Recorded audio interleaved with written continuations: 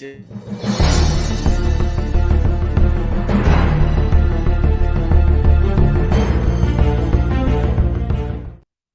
Did I play this shit twice?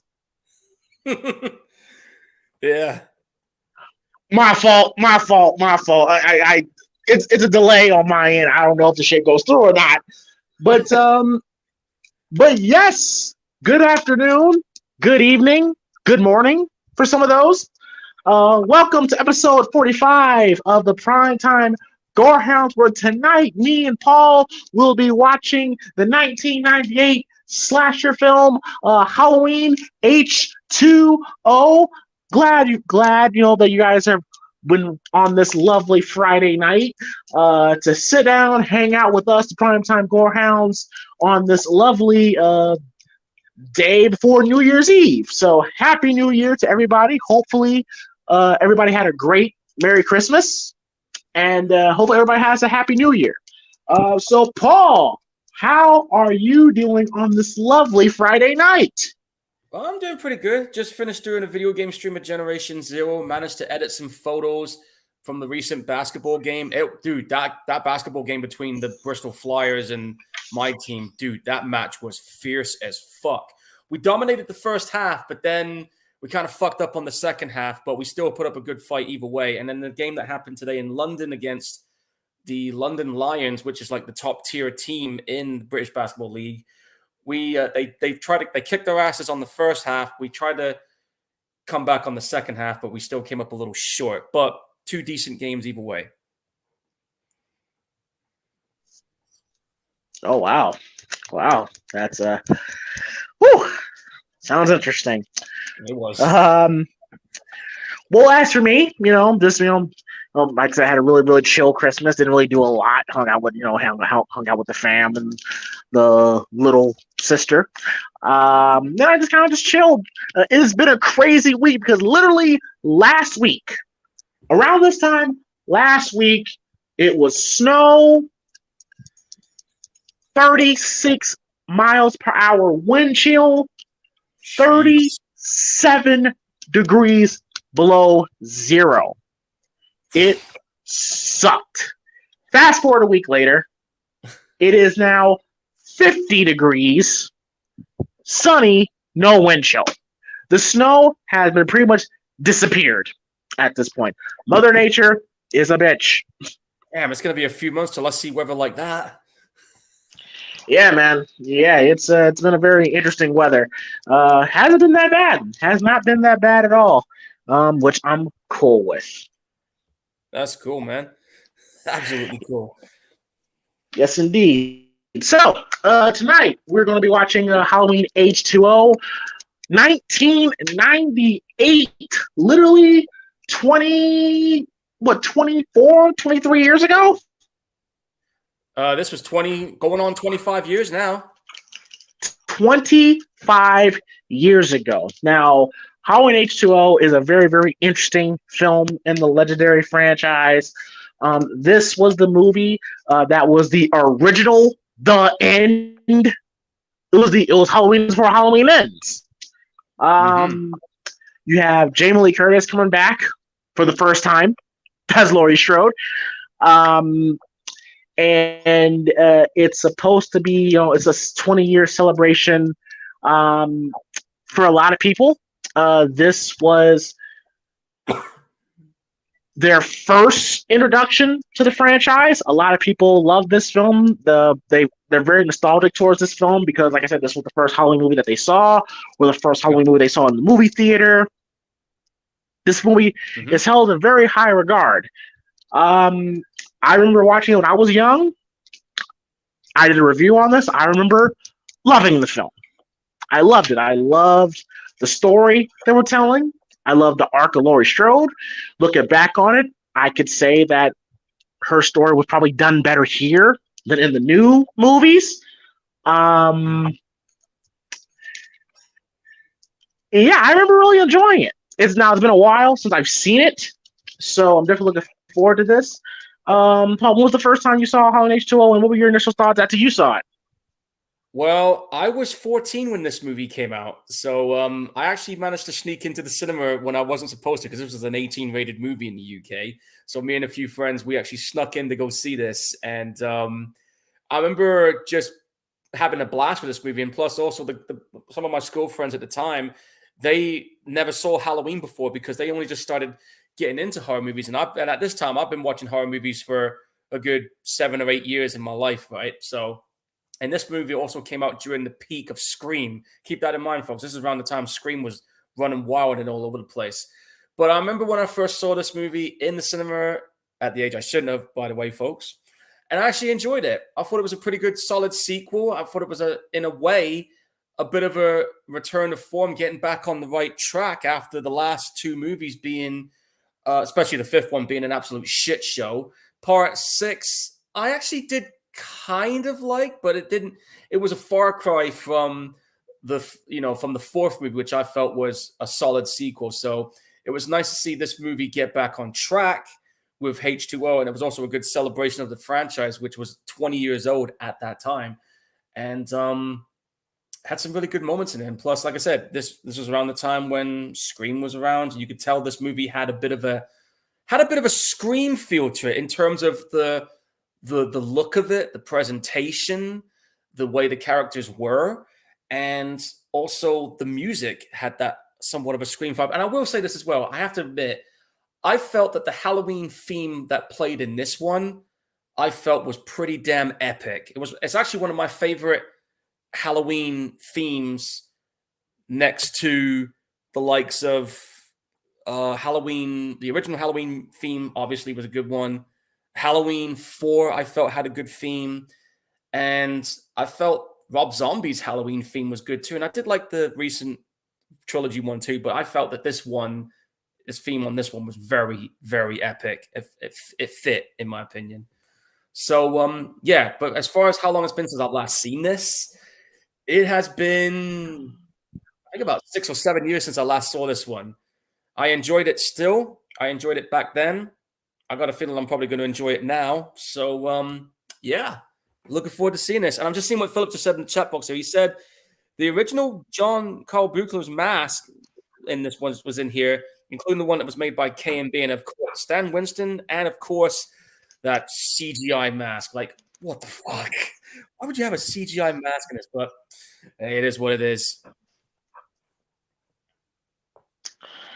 Oh, we'll get to that. But but for me, I like the movie for the story. I'm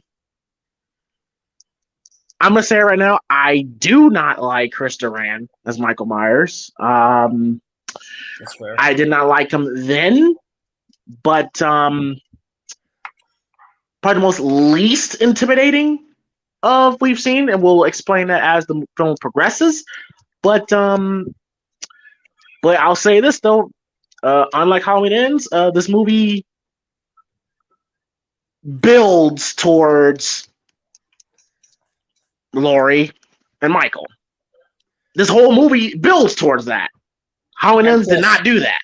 So plus their face-off is a lot more better in this one. I would have to agree. I would have to agree. So before we get started, be sure to hit that like and subscribe button. And of course, the Cash App is PrimePod313. I am watching this on Amazon Prime. So I am right at the part where we see the Dimension Film logo starting to appear. So be sure to sync it up with us. And yes, folks, I am excited for this one. So you ready, Paul? Oh yeah, nachos are here. Let's do it. All right, so the rules go. Prime Pod 3. What am I talking about? The rules go. 3, 2, 1, play. When we say play, you press play. Again, 3, 2, 1, play. When we say play, you press play. And as you know, if you don't press play, in this case, you're going to get an ice skating boot in your face. That sucked. All right, so you ready? Yeah. All right. 3, 2, 1, play. And we're in.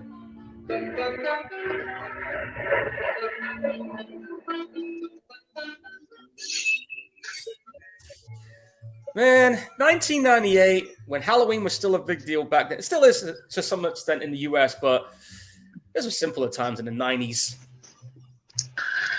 Now, I do remember really liking this intro.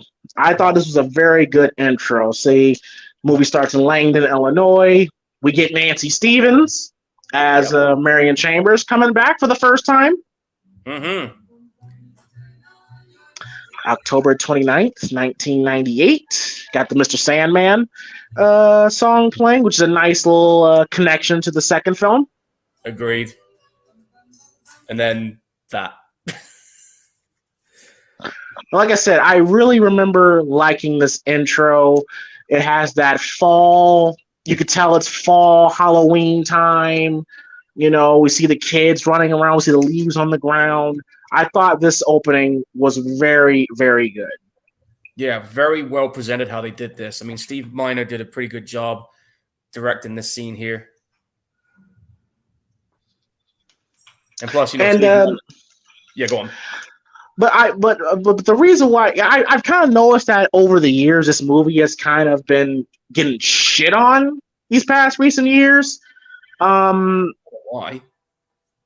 I think I know why. Because one, Halloween Resurrection is attached to this, and we all know how fans feel about that. Oh, and yeah. and two, people say that the movie does not age well. So I'm really going to be paying attention to people saying it doesn't age well.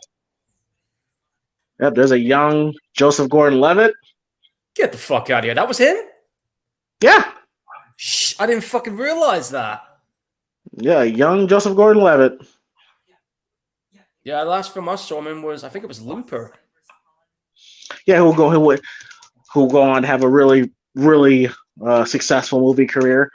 Oh yeah, definitely. I mean, this guy's had a hell of a run. And also, we got to point this out there as well. Josh Hartnett made his debut in this movie too. He did. Who was another guy who had a really successful movie career. Mm-hmm. And then you have future Academy Award winner Michelle Williams in this as well. Yep.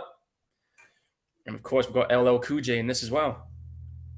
LL Cool J, who was simply just brought on because the executives in Dimension Films realized that Black people love the Halloween films. So what better way to bring in the urban audience to bring LL Cool J in?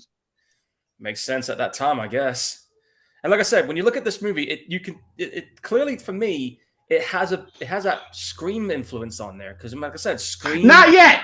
Not yet. I'm not saying not yet, but I'm just saying the way it looks for me. No. Right now, it feels like a Halloween film. Yeah, it does. To me, it's not until after they get out of Langdon, Illinois, when it starts feeling like a Scream movie. Oh yeah, when they're in like California and all that. Yeah. Yes.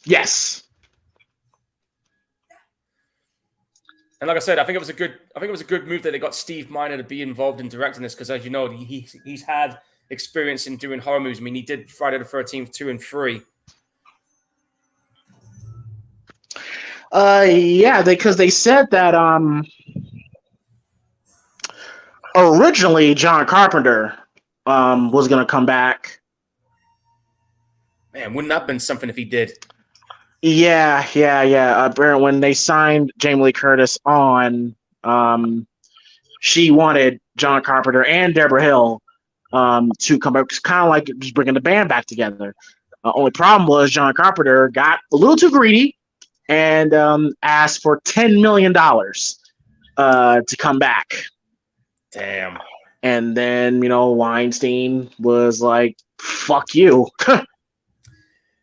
Ouch. Because the movie has a $17 million budget, and John Carpenter was asking for $10 million of that. And it's like, yeah, fuck you, dude.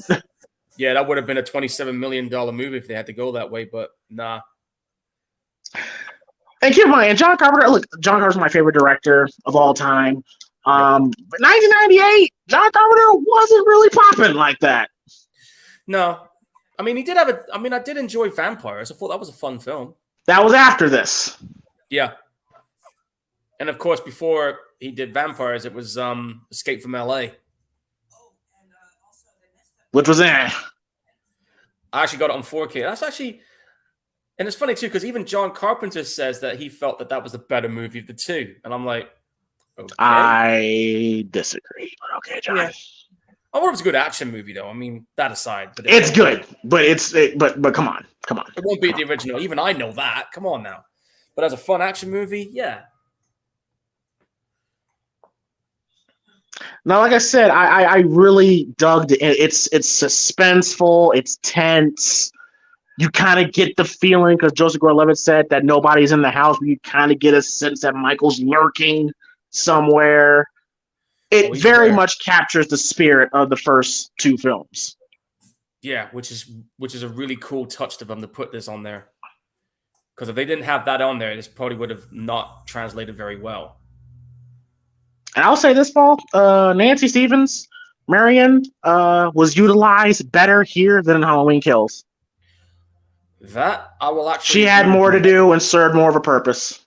I actually agree with you on that one. That's one of the minor things about Halloween Kills I didn't like about her being in that one. Yes, because how they killed her off in Kills, I was just like, that's it? Yep. You brought her back just for that? This is for Dr. Loomis. And yeah, you can tell Myers he wants to get at Laurie. Yeah, look, I'm sure Chris Duran is a cool guy, but how he stands, how he looks there, he looks goofy. Bit too short on as well in terms of body stature.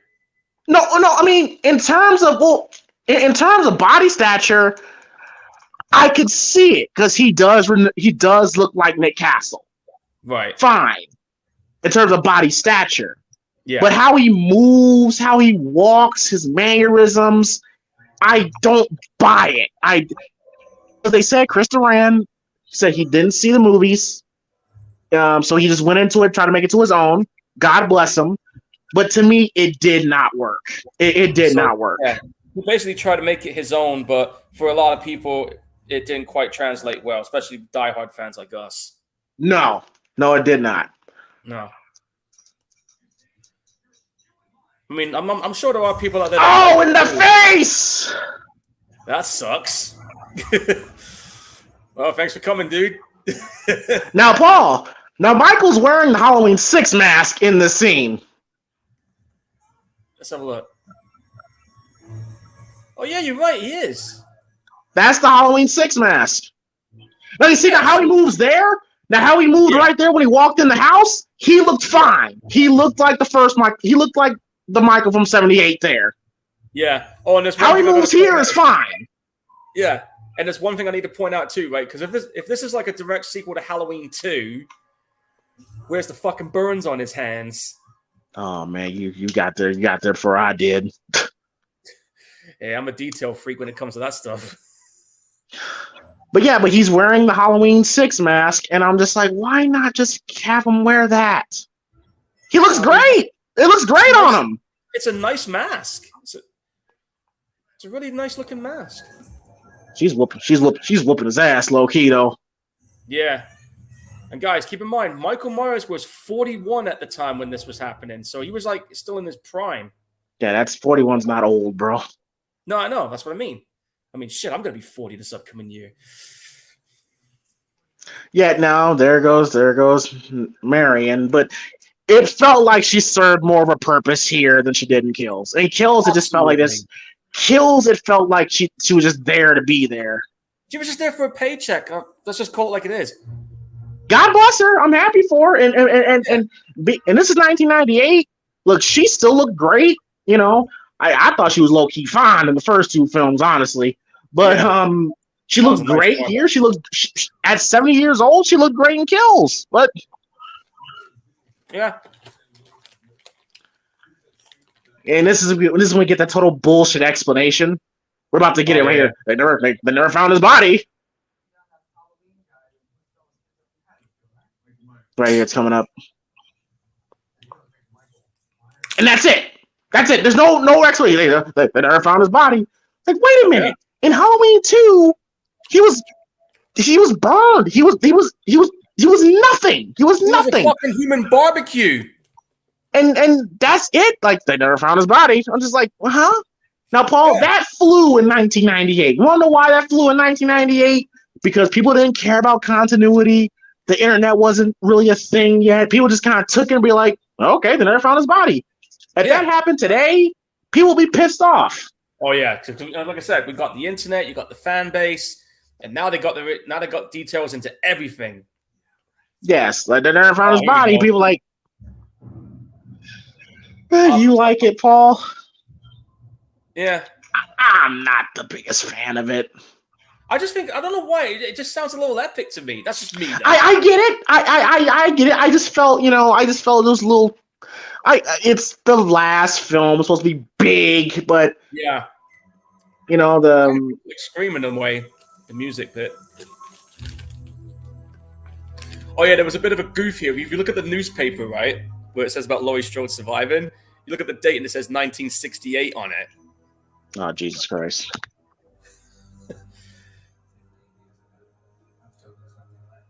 How do you feel about the guy that did the voiceover for Donald Pleasance? Yeah, who was it? I think his name was Tom Kane. Oh, okay. I thought he was fine. I think the guy that did it in Halloween 2018 was better. But here it was fine. This one was okay. I never understood the sketch of Michael. I don't know either. Because I'm like, Dr. Loomis, you know what Michael looks like without the mask. Yeah. Well, I guess he was wondering why he had that fascination with that mask.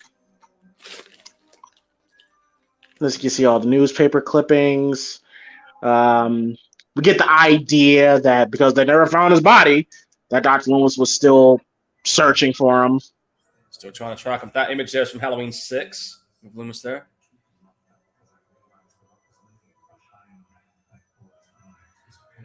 Yeah, John Alderman, that was who did the music. And Marco Beltrami, and then that whole mess of a situation. I listened to John Ottman's original score. It's fine. It's not my favorite score. I mean, because apparently the studios did not like the score by John Ottman, so they had. So they literally borrowed from Scream and Mimic for the score. Yep. Oh, slight reference to Halloween 4 there with the bloody scissors. Yeah, I noticed that too. Deborah Hill and John Carpenter. Yep. Screenplay by Rob. I even heard, because I saw that Philip just put something in the chat when it comes to the screenplay. Originally, the screenwriter for Scream was going to be, he'd made a script for this. Yeah, because people forget people forget this. Before this movie, before Jamie Lee Curtis signed on board, this movie was gonna go. Halloween 7 was gonna go to direct to video. Yeah. Like at that point, the Halloween franchise was shit. It was dead. It was dead. The moment Halloween 6 came out, then you got the Thorn thing and Michael Myers fucking his niece and having a baby. Yeah, it was dead in the water. It's like we said a while ago. The downfall started with Part 5. Absolutely. And it wasn't until Jamie Lee Curtis got signed on when it was taken serious again and got a theatrical release. Exactly. Because Paul, where do you go from there? Like Michael Myers impregnated his niece and has a son named Steven. Like, where do you go from there, right? Dude, storyline wise, after Part 6, there was nowhere else for it to go. There was absolutely nowhere for it to go after 6. And here's the return of Jamie Lee Curtis, the Scream Queen. Yep.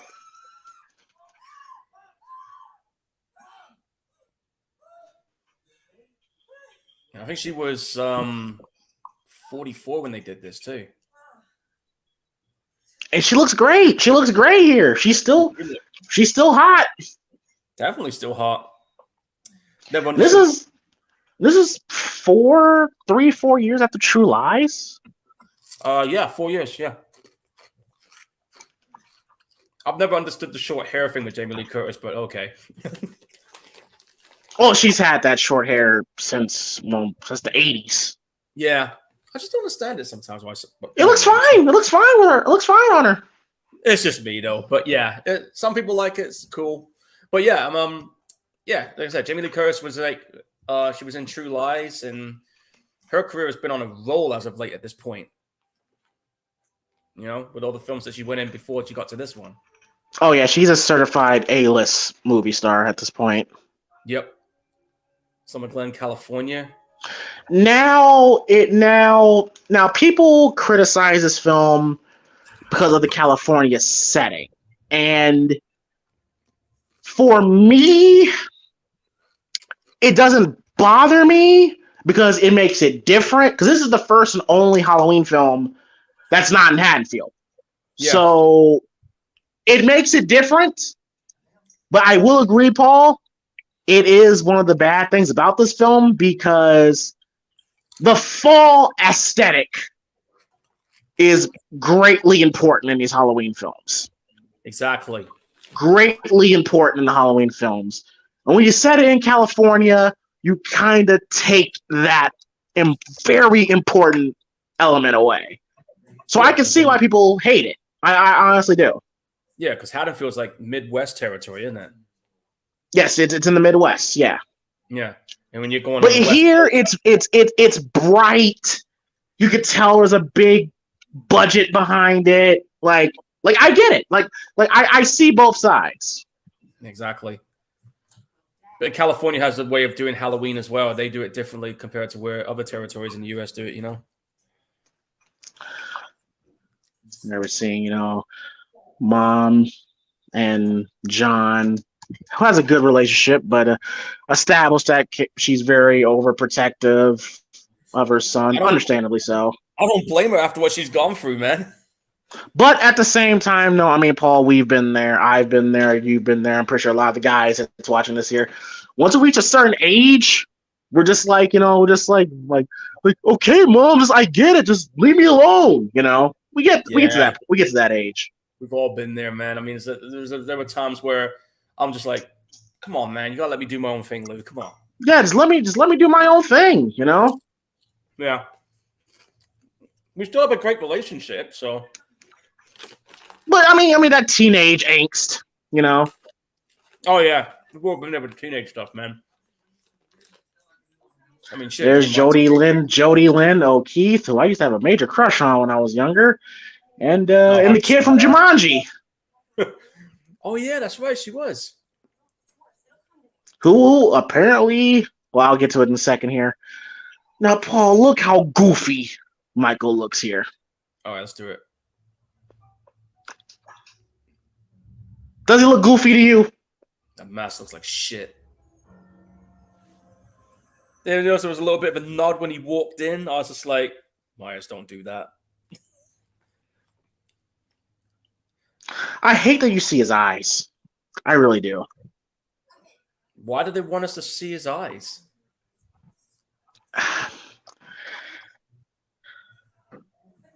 And there is the very attractive Michelle Williams, who was 18 at the time, and here's the thing, Paul. Like I said, will go on to become an Academy Award-winning actress. She still looks great now. I mean, she still looks good. I think she looks better before the weight loss, but even I mean, come on. I like girls that are a little thick. Yeah, I mean, like she said, like it says here, I'm looking at her information right now. Her breakout role was when she was in Brokeback Mountain, and then she ended up in films like My Week with Marilyn. Then she was in The Greatest Showman, which I know a lot of people talk about that film. Shutter Island, good movie, by the way. And those two recent Venom films. So she's had a hell of a run. Yeah. Even though, I mean, I kind of saw her, I think it was a Golden Globe or Emmy speech a few years back, and I'm not going to get into it, but I'm just like, oh, she's kind of cool. But, it happens. Well, yeah, once you get in that world. But anyway, but yeah, it has a very good cast.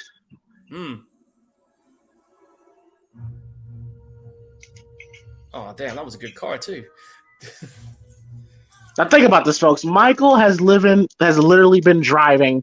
I think from Illinois to Summer Glen, California is like a day. So this 2 man's been days. driving forever. Yeah. But then again, this dude never sleeps, so driving ain't a problem for him.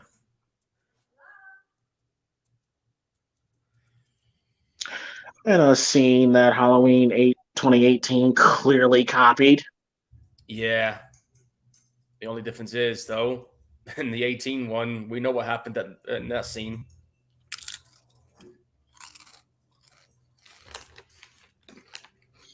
Here's another thing, too, Paul. I'm pretty sure there's some tolls you have to cross. How did Michael get through that, man? Good question. With the mask on. Think about it. He's driving with the mask on, mind you. Yeah, like road traffic cops and everything. Unless somebody. Yes, I'm pretty sure he had to run into. I mean, hey, it's Hollywood, man. Either that or because there's no light in the car, maybe he took his mask off, I don't know. No. Well, no, I'm not saying he would, but it wouldn't surprise me. But I'm guessing some traffic cop tried to stop him, and the next thing you know, he's got a knife in his face, and he just drives on. I can see Myers doing something like that.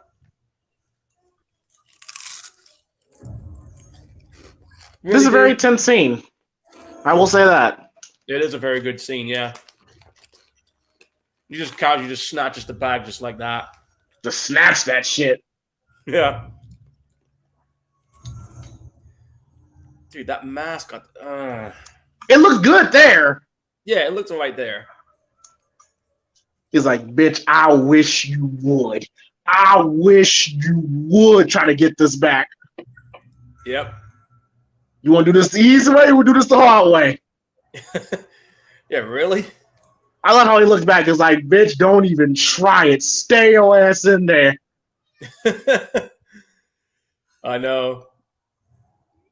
He's just like, I just want the keys. That's it. I just want the keys. Don't make this harder than it needs to be. Yeah.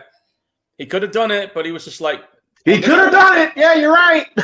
He's all about getting to Laurie. That's all he wants. Because there's some, unfinished business there.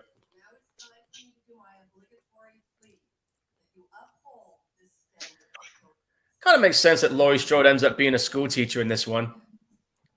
It does, but at the same time, it's like, if you're under witness protection, being a head mistress and a school teacher is kind of pretty high profile. Yeah. Because she had to go to school for that. Oh, yeah, obviously. She had to go and do schoolwork for that and also the training to become a headmistress. Yeah, so it's kind of like, you're supposed to be in witness protection, but you're making yourself out there like that. And apparently it's a very known school that she's headmistress in, too. Yeah, that's like a pretty fucking rich-ass school right there.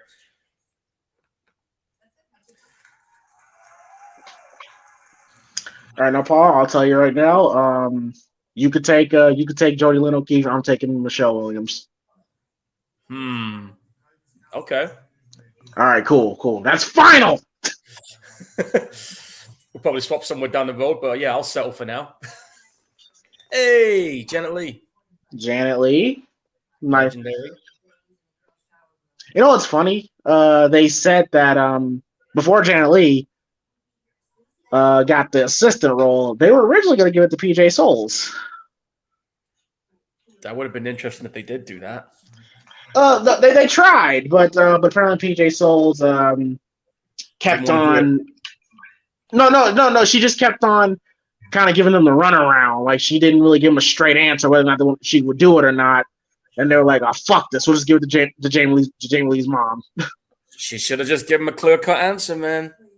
But no, she didn't mess it up for 18. She came back for 18. Oh yeah, she made sure she got it right this time. Yeah, she wasn't gonna miss that check. Oh no. If I had a chance to be on a film that got me some good reputation, fuck yeah, I'll be on there. Jamie Lee Curtis looks great. She looks great in this film. Yeah, she's definitely smoking hot right now. Even if it is in a corporate dress. In a corporate dress, she still looks good. Yeah. Hillcrest Academy. That was the name of the place. Aww, no rapper can rap quite like I can. I'll take a muscle-bound man, drop a space in the sand. Legendary LL Cool J right here. I know I can't live without my radio. Yeah. And the crazy thing is, I think to my knowledge, I think this was one of the first films I probably saw him in at the time, but maybe there's another one I didn't realize. Oh, he'd been in movies before this. Yeah. I'm trying to remember which one I saw him in after this one. Let me just look it up. Now, Paul, I will say this. It's great to see LL Cool J. LL Cool J's great in the role. But I don't know if this whole thing, talking to his wife and whole comedic thing, I don't know if that fits here in a Halloween movie. No, I don't think it would. It doesn't fit. No, I don't think it would. Got one of the many jump scares we get in this movie. Yeah. Oh shit! So that was the other film I remember seeing him in, and I didn't realize it. Toys. I remember that. Yep, he was in Toys. He was in The Hard Way. This is around the time when LL Cool J was trying to make that transition to being an actor. Then he would later go on to do Deep Blue Sea. He hasn't been in a film in about 10 years, mind you. Last one was Grudge Match. Well, yeah, because he's doing NCIS. Yeah, which is a pretty cool show. And he's great in that. Mm-hmm. What if I smacked you in the face with a flip-flop? One of the funniest lines ever. He said this with a straight face, too. It was great. Yep. I'm just reading the comments that EJ saying here. Mama said, knock you out. Yeah, good song. Okay, now this feels a little bit like Scream. Now it feels like Scream. Now it feels like Scream now. And that's what the problem people have with this film. Like it feels like it's a part of that trend of the late 90s. Yeah, because like I said earlier, Scream was at the peak at this point. We were 2 Scream movies in and everybody was talking about it. And of course, I Know What You Did Last Summer was around that time as well. God, Michael looks so fucking... When I was younger, I was scared of this scene, but now I'm like, dude, he looks silly. Yeah, right? I remember when I saw this, I was like thinking, you sure that's the Michael Myers I know? Oh, come on. God, he looked... Bro, his eyes was wide open. It was like...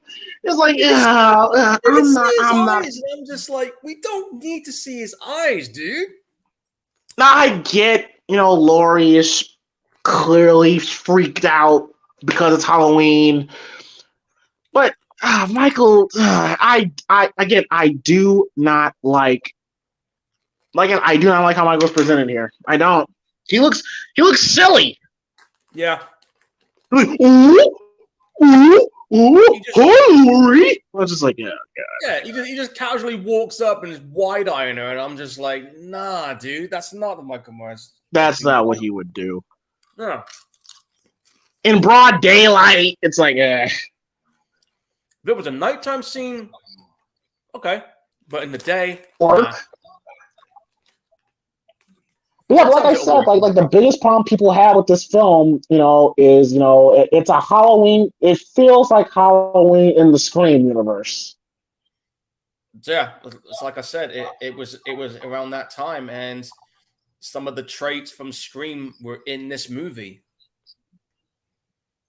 And bro, imagine, like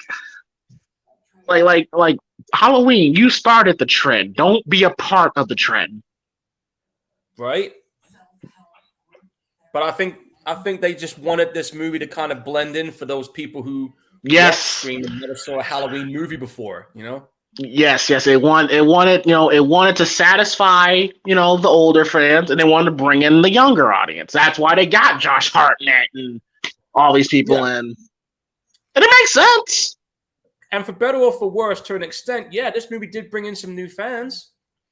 It did. Like I said, for a lot of people, this is their first Halloween film they've ever watched, and the first Halloween film they saw in the movie theater. Yeah.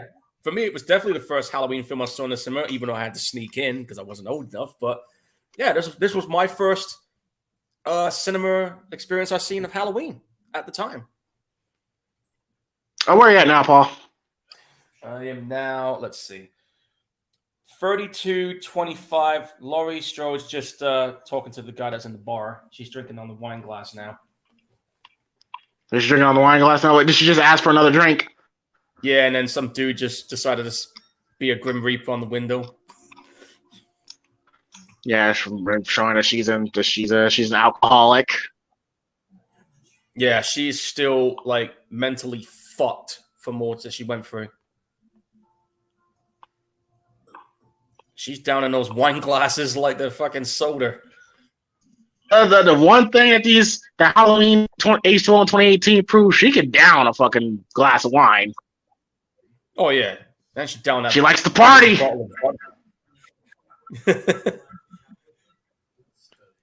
Yeah, he just went ahead and just grabbed the fucking bowl. Like, yeah, we're taking this. No comment. Hey, we've all done it once. No comment. I incriminate myself. I'm not either. I'm just saying I know people that might have. Oh God! Imagine being caught sneaking out of school by your mom. Ugh. That has happened to me once. It's fucked up. Yeah, I got a fucking earful, man. Believe me. There's like I'm walking down the street, thinking, I've skipped school. What the fuck are you doing out here? There you go. Yeah, there you go. That's what she just did. You know, like. Yeah. You know, they try to be calm, and then they just can't. What the fuck you doing? Yeah, and she just fucking went off on him. I remember Arlo hated Josh Hartnett. Wonder why. Said no personality, hate his haircut. That 90s cool haircut. Hey, this was his first movie, man. Well, actually, no, because they originally wanted him to look like a prep, you know, and they said it was Josh Hartnett's decision to mess up his hair and all that stuff, and Daily Curtis said she respected it. It was annoying, but she respected it. Yeah, he wanted to do his own thing, which is nothing wrong with that. But yeah, you know, Josh Hartnett he's been in a few good films that I've seen that I've enjoyed him being in. You know, like Black Hawk Down. Yeah, Mom, I'm gonna be in Black Hawk Down at Pearl Harbor. Leave me alone, Mom. Yep, and of course, we'll team up with Michael Bay. Oh, and of course, 30 Days of Night. We're gonna fight vampires in Alaska, Mom. Fucking hell. I'm not responsible for you. When that voice cracks, I can't take him serious. Yeah. That must be fucked up, though, knowing that you're living in the same place where you go to school as well. Like, it's hard to skip school when you live there. I'm going to make a movie where I don't have sex with girls for 40 days and 40 nights, Mom. No. Fucking stop it.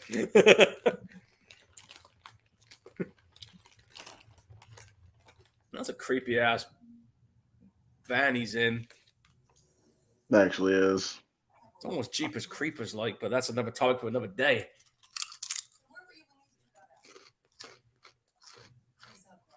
Like I said, man, for a man like Michael Myers, who, you know, like you said, Paul, who got burned, yeah, he's in an immaculate condition. Yeah, right. No burns on your hands. You're still moving around. Like, no.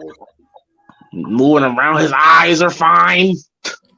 Yeah, like he got shot in the fucking eyes in part 2, if you remember. Like I said, in 1998, we let it slide. If imagine Halloween Kills, he came out of that fire looking perfectly fine. That would be. It wouldn't go over well. It would be a hard one to explain. because you're going to have to explain to him how he's able to get away with all that. So it was the right thing to do at the time to have one side of his face fried.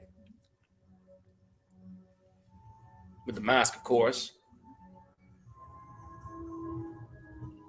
All those food lifts. I remember in my old school, they used to have one of those food lifts like that.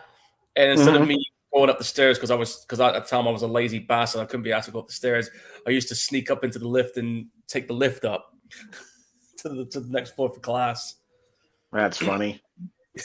Yeah. I got caught a few times. They're like, Paul, can we just use the stairs? I'm just like, yeah, well, this is more easier. Yeah, but I'm just like, whatever. Eventually, they put a code lock on it, so I couldn't go in there. And I was like, fuck. Tried to find out what the code was, but couldn't find out at the end.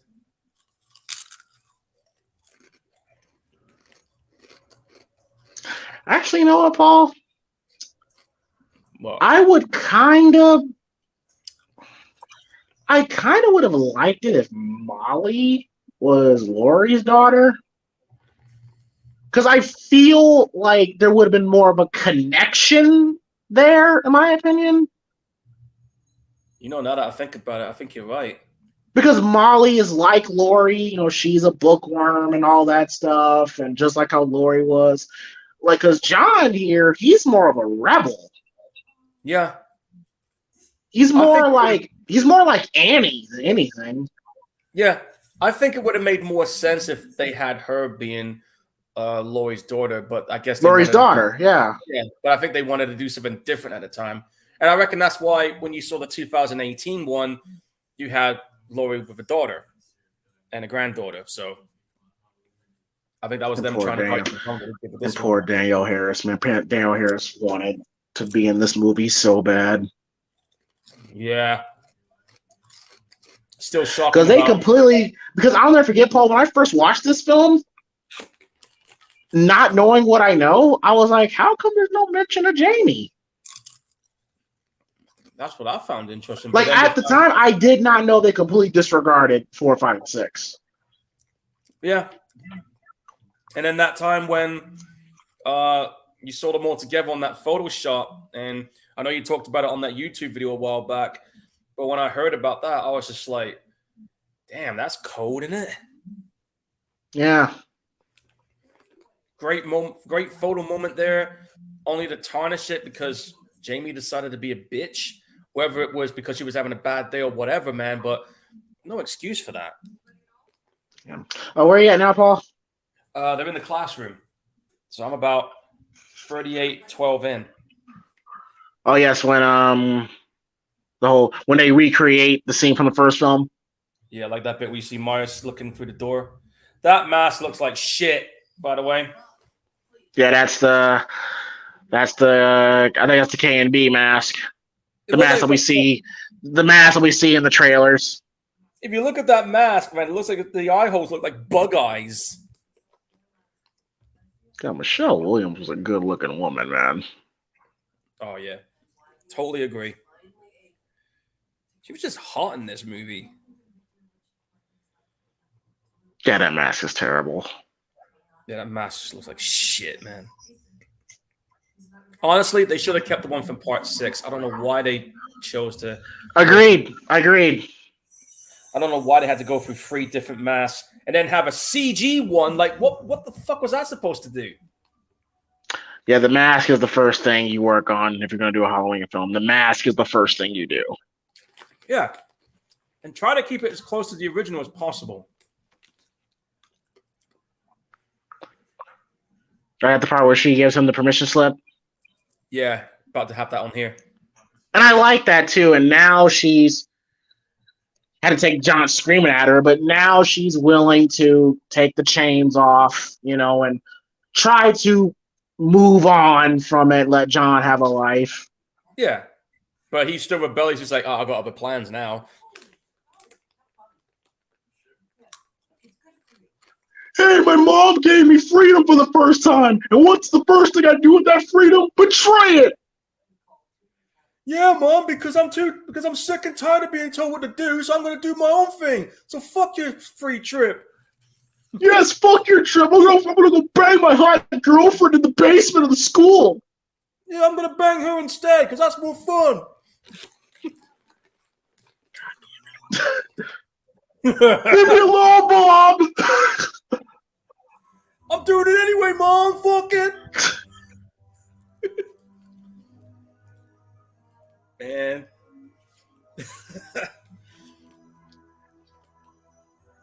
So they're all going on their trip, but they're like, nah, we're staying here. You know what? There's something ironic as well. I don't know why, but when I looked at some of the hallways, especially during the dream sequence, maybe you noticed it too, but I couldn't help but feel, but that was the same hallways we saw in Scream 3 during the third act. I think it is actually. So I'm not crazy then. We're definitely on the same page with that. Yeah. Because keep in mind too. I think Kevin Williamson, he's uncredited, but Kevin Williamson had a hand in writing the script. Yeah, Philip did mention that in the chat box here. Yeah, so that could explain the Scream-like vibes we're getting in this movie. This is a bit of an iconic moment here. Two Scream Queens together on a scene. Oh, it's a sweet scene. Now, I wouldn't have put this scene in because it's clearly fan service, but Yeah. it's a cute scene. It's a cute moment. It is. For anyone who didn't know, It's a nice.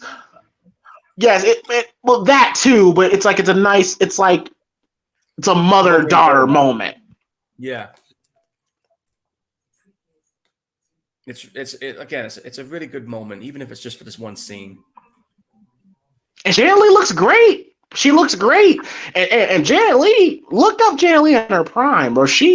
But Janet Leigh was hot, and Tony Moran, no, Tony Moran was a good-looking guy. I could see where Jamie Lee Curtis got her looks from.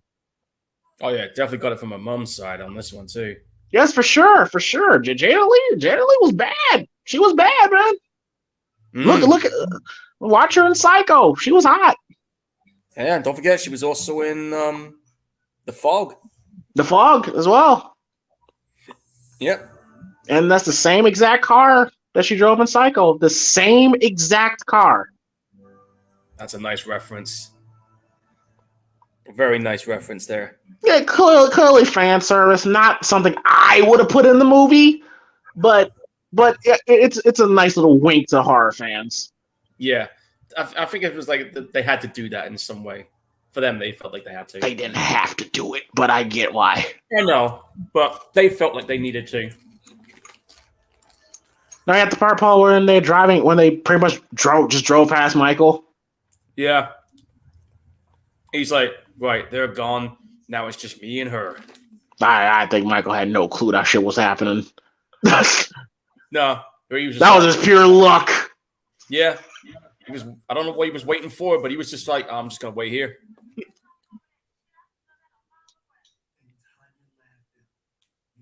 All right, now it's nighttime. Yeah, you're right about the guy who was doing the voice of Loomis. It was Tom Kane. He's been mostly known for Star Wars franchise. He's retired now, though, so he's not doing any more acting. I need love.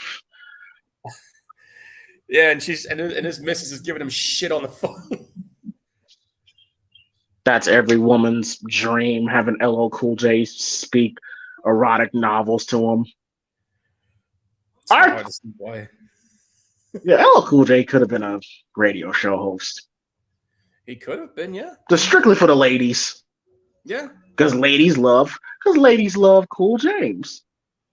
I mean, he's definitely got the voice acting talent. Like if you had him doing a radio show or doing some voice acting roles for some shows or video games, people would just be drawn right into it. All right, now, Paul, I have a problem with this scene.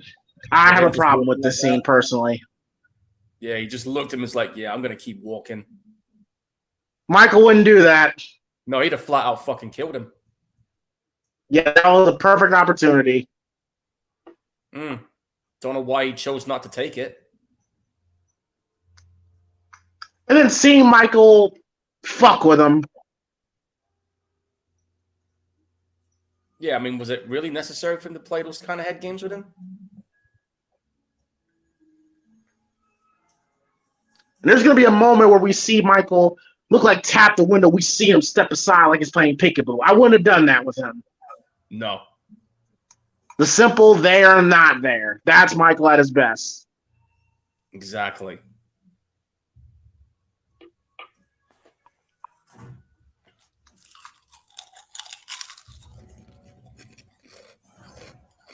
Dude, come on. See, like right there. I wouldn't have Michael just step aside like that. No. No. That's not Michael Myers, man. Yeah, Michael doesn't troll people. No. He'll troll them for a little bit, but not constantly. He's a lot more subtle than that. Yeah. I never really liked that scene. Me neither.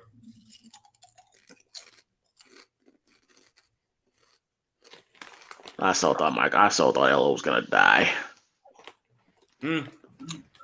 I guess they chose not to kill him off like that because, people would have lost their shit. Well, originally that character was supposed to die. Yeah, but they decided to opt against it. Because you can't kill LL, man.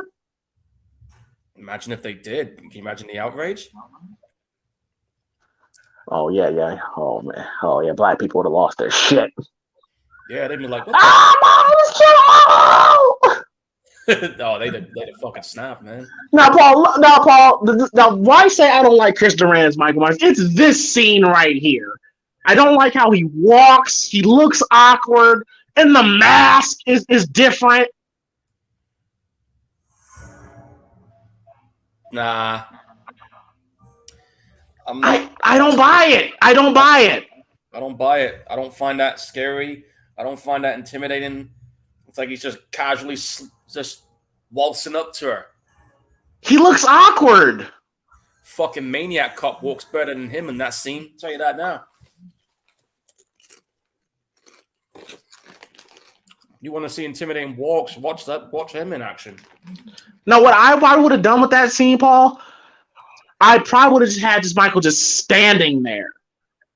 Just standing there in the darkness. And every time when Laurie closes her eyes, I will make the camera pan closer and closer to him to make it look like he's getting closer and closer to us. And then we get that jump scare moment with Laurie's boyfriend. Yeah, it would have been a lot more effective that way. I mean, to have it like that, something subtle like that would have worked. Yeah, just seeing him walk, like I said, he looks awkward. He doesn't move. Now, like I said, body-wise, he looks fine. He looks like how he did in 78. But it's when he actually moves, it looks like, he doesn't move that same fluidity like Nick Castle did. Exactly. He just doesn't seem to have it. And what doesn't help also is the fact that he's never watched a Halloween movie. So that there in itself is a problem. Where we at now, Paul? Where I'm at now? I'm at the part where there's two girls in the room, and the teacher just walked in. We're about 40. Okay, perfect. Yeah, and they're watching Scream 2, which makes no fucking sense. That's just to please Scream fans. That's the only reason I can think of. No, that's fine. But yeah, Halloween is a movie in the Scream universe. But yeah, Michael Myers exists in the Scream world and not in the Scream world. Yeah, I know, right? Man, y'all could date rape me any day. I just don't understand why why they did that in there. I would have had something else on instead of that. Probably like, I don't know, maybe Friday the 13th, because that's more of a better nod to those two being around. Yeah, because like I said, like Scream acknowledges Michael Halloween as a movie. It's like it doesn't really make sense when you think about it. I know. It's only it's because around this time. I know. I'm just saying it doesn't make sense to put it in here. Yeah, I know. But I guess it's because, slasher movies was pretty much dead in the fucking water. Scream gave it that second wind, and then everybody wanted a piece of it, and they thought it made sense to bring Halloween back, but the idea they try to make it Scream-like as well, for some fans it works, and for some fans it don't. Yeah, because right now, Paul, like, it doesn't. I'm enjoying the film, but Yeah, I am too. doesn't. It doesn't feel like a Halloween movie. The only time it truly felt like a Halloween movie was the very beginning, and I thought the Exactly. credits was really good. Yeah. It like I said, it feels like Scream. It feels like Halloween in the Scream universe. I think now I kind of see now watching it. Now I kind of see why people kind of feel the way they do. Yeah. It's like Halloween in Scream costume. Because there's really no mood. There's really no atmosphere. There's really And no that's tension. and I was that's the like, bro, problem. we've kind of gone a long time, and Michael hasn't really done anything. Yeah, and that's the problem with some of the slasher movies of the 90s is that most of them there's fuck all tension.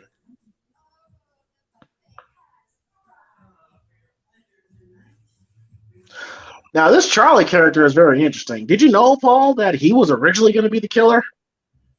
No way.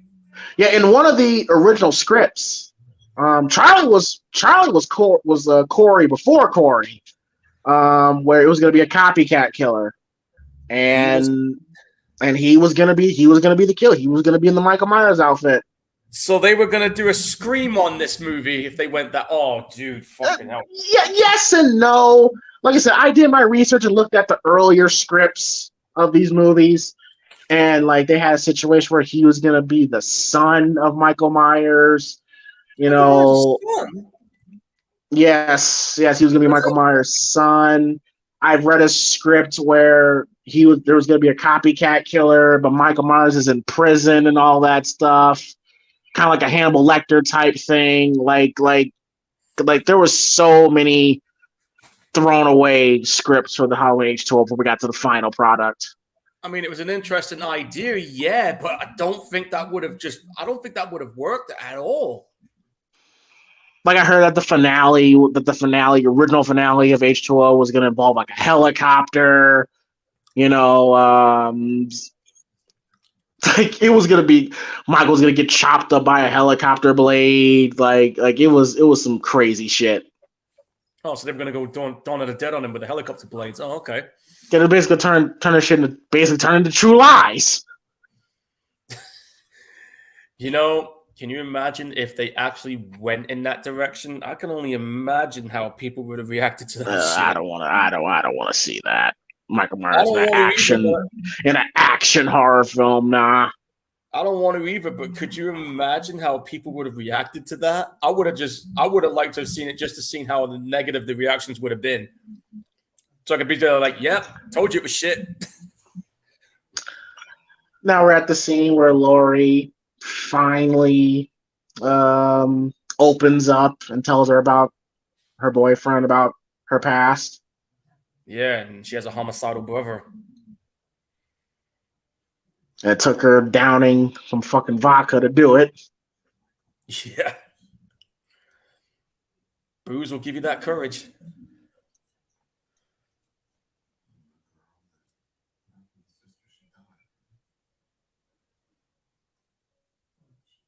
And like I said, I think what makes this movie work the most is Jamie Lee Curtis' performance, and the final fight scene. That's what puts this movie over the top of a lot of people. Yeah, because all this builds up to what's coming.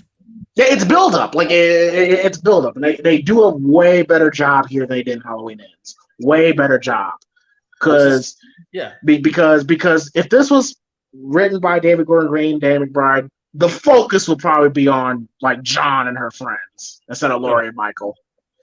Yeah, right. This was exactly what Halloween Ends should have been, to some extent. But yeah, Paul, I'm not bullshitting. You can look it up. Charlie was going to be the killer. I'm gonna have to look up that script when I get online tomorrow morning. Yeah. I'm definitely looking up. Hey, Philip, if you're in the chat, if you can find that script before me, put it in my inbox. He's usually got his ear to the ground on these kind of scripts, by the way. Now, Paul, this whole Michael's come back because John turned 17, because Judith was 17 when he attacked her. Laurie was 17. Now John's 17. I'm kind of like, really? So you're gonna connect that age? The fuck does number 17 got to do with Michael Myers? Good question. Because see now see Laurie kind of makes that connection. It's like She's really? putting two and two together. Now she's losing it again. Yeah. It's like really? That's why he came back? Why? Because you're 17? Come on. He just happened to know you have a son who just happened to just turn 17. How could he have known that if it was unless it was on those files? But probably on the files, yeah. But even then, it's like, yeah. Watching this movie again, there's definitely some holes in the story. Apparently, yeah. I mean, you've got like what? How many writers are in this? I know Kevin Williamson was one of them. Was uncredited. Kevin Williams was uncredited, and I know Robert Zapkers or something like that was involved. Matt Greenberg. So we got 4 different writers. Too many cooks in the kitchen again. Got a lot. This movie has a lot of jump scares. Yeah. Which was the thing in the late 90s. I'm looking at Matt Greenberg's writing credits here. I can tell you some of the films he's done. He's done screenplays for Children of the Corn 3, Mimic, Prophecy 2, Crow's Salvation, which I thought was my favorite sequel since the original, Reign of Fire, and the last one he did was the 2019's incarnation of Pet Sematary, which I happen to have on Blu-ray.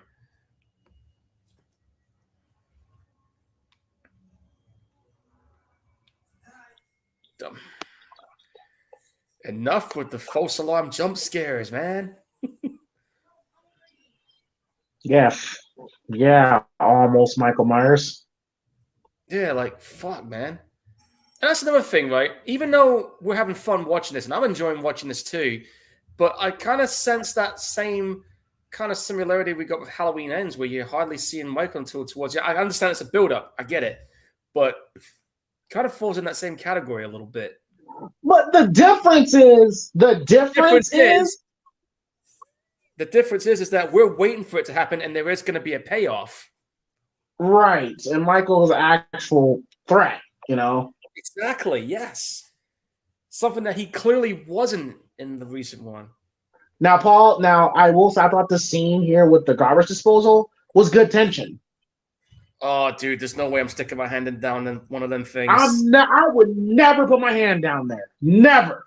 Dude, after watching the remake of Last House on the Left and that dude's hand gets fucking caught in it, I'm just like, yeah, I'm good. I'm not doing it. And it's the anticipation because you think Michael's going to turn on the garbage disposal. I bet people in the theater watching this was losing their shit. Yeah, I saw somebody. I remember one person in the cinema was like, "Get your fucking hand out of there!" And I was just like, "Dude, shut up!" Oh, fuck off with the CGI mask. Look at that. Look like shit. Now, why? Why? Now, apparently they said the reason why that happened is because they ran out of money and they couldn't reshoot it. But and why was seeing his eyes? So you don't have money to make a mask, but you've got money to do a CGI mask. Right, yeah, sure. Now, Paul, what I probably would have done is, because what really makes him look goofy is that second look of him. When Charlie turns and we see him, we could have just have him see him initially, cut that second shot of him, and just go straight to him looking the reflection in his eyes. That's what I would have done. That would have been the way to go, yeah. I would have never showed that second shot of him. We really got to look at it, that CGI mask. Never. No. He looks like a fucking transformer. Ooh. Pretty nasty cut there. Michael, my roboto. Yeah, he does kind of feel like a robot in here. Look how goofy he looks, bro. Dude, come on. That's just... The walk is not good. I would not have him walking like that. Dude, if I was playing Michael Myers, there's no fucking way in hell I'm going to walk like that. He does not... Like, again, I'm sorry, Chris. I'm pretty sure Chris... I'm talking like I know him. but I'm pretty sure he's a cool guy, but his portrayal is not the way. No. It And like I said, feels like it feels like a cosplayer. yeah. And what hurts his performance is the fact that he never watched the other films. And man, her leg. I will say she has the most brutal death. Oh yeah, definite. And I'll But tell see, you what. look how dumb he looked there. Yeah, he's like looking, thinking, huh? Okay. Ooh, wait, she's not there. Jesus Christ. That is This kill was pretty cool, but like again, what hurts this guy's performance? I like it. I like that. Oh, I like that. Oh, fuck! I like that. She sounds legit scared. Yep. I'm just But seeing what. look how awkward he look. Look how awkward he holds the knife. Yeah.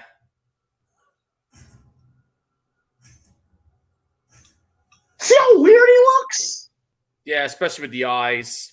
Like, the eyes, and he's holding the knife in a weird way. Like, it doesn't work. Again, like I said, what hurts his performance is the fact that he never even fucking watched the Halloween movie. And he's wearing 4 or 5 different masks.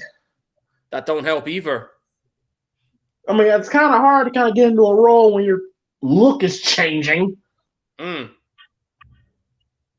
your mannerisms are all wrong too. Yeah, he doesn't have the mannerisms right. Like I said, it's probably the worst portrayal of Michael Myers in a Halloween film ever. Yeah. He'd be on the top of that. Unfortunately, he'll be on the top of that list as one of the worst incarnations of Michael Myers performance-wise. Sorry, but that's just how it is. No, I do like the blood trail. I do like that. I like how he got her set up. Very Scream like with Drew Barrymore. Yeah. It is a pretty brutal scene coming up here. Like, jeez. That's cool. I like it. Oh. Look at him, bro. Oh, God. I could do a better head tilt than that. Jesus Christ. He didn't. Oh. Come on. We both know how to do that head tilt perfectly. God damn it. And how he was standing there with his legs wide and holding the knife. It's like, It sucks. And here's the Marco Beltrami Scream score. Yep. Yes, I can still catch up to you by walking. I'm the boogeyman, bitch.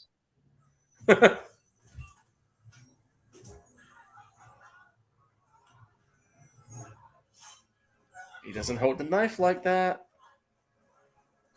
Now the mask looks good here when he gets up. Yeah, that's a good mask. I think that's the Part 6 mask. No, that's the Winston. That's the Winston mask. Stan it was Winston. just shot really well. Oh, wait, that was a Stan Winston. I didn't know Stan Winston. Okay. Yeah, Stan Winston. Dude, you can't be walking like that. It's the different mask now. What the fuck? Ladies and gentlemen, he's literally wearing 2 different masks in the scene. God damn it.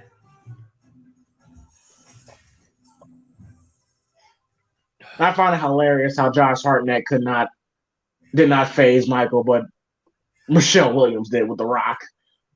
Yeah, funny that, isn't it? And again, where's the burns Now this on his is good. arms? I like this. Yeah, it's a good scary scene here. And then he's like, oh, hang on, there's keys here. Which one is it? That's good tension. They're trapped. Exactly. It's a good scene. Now we're about to get the thumbnail iconic shot. Yeah, here it is. Michael's, First time in 20 Michael's years. nightmare coming. Lori's nightmare coming true. She's like, oh shit. And he's like, "Hi, sis." Oh, I hate that we see his eyes, though. There's no need for his eyes to be seen. I don't feel the need for that to be on there. Now, Paul. Now, when she grabs the gun and he disappears, that's it. That's how you present Michael Myers, right there. Damn right. They're not there. That's how you do it. You see that hallway with the curtains? That's definitely the mansion from Scream 3. Yes, it definitely is. It definitely is. Yeah. I'm expecting Ghostface to pop out of one of them now.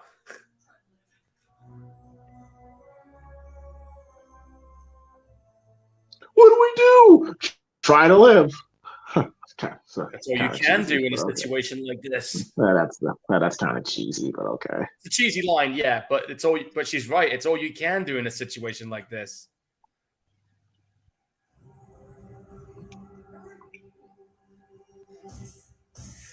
Isn't it funny when you look at that silhouette figure? It looked like Michael Myers, and then it looks like LL Cool J afterwards.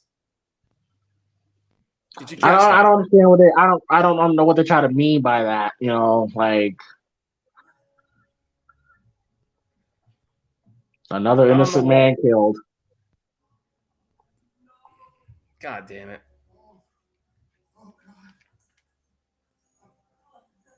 Well, way to go. You just shot the wrong dude.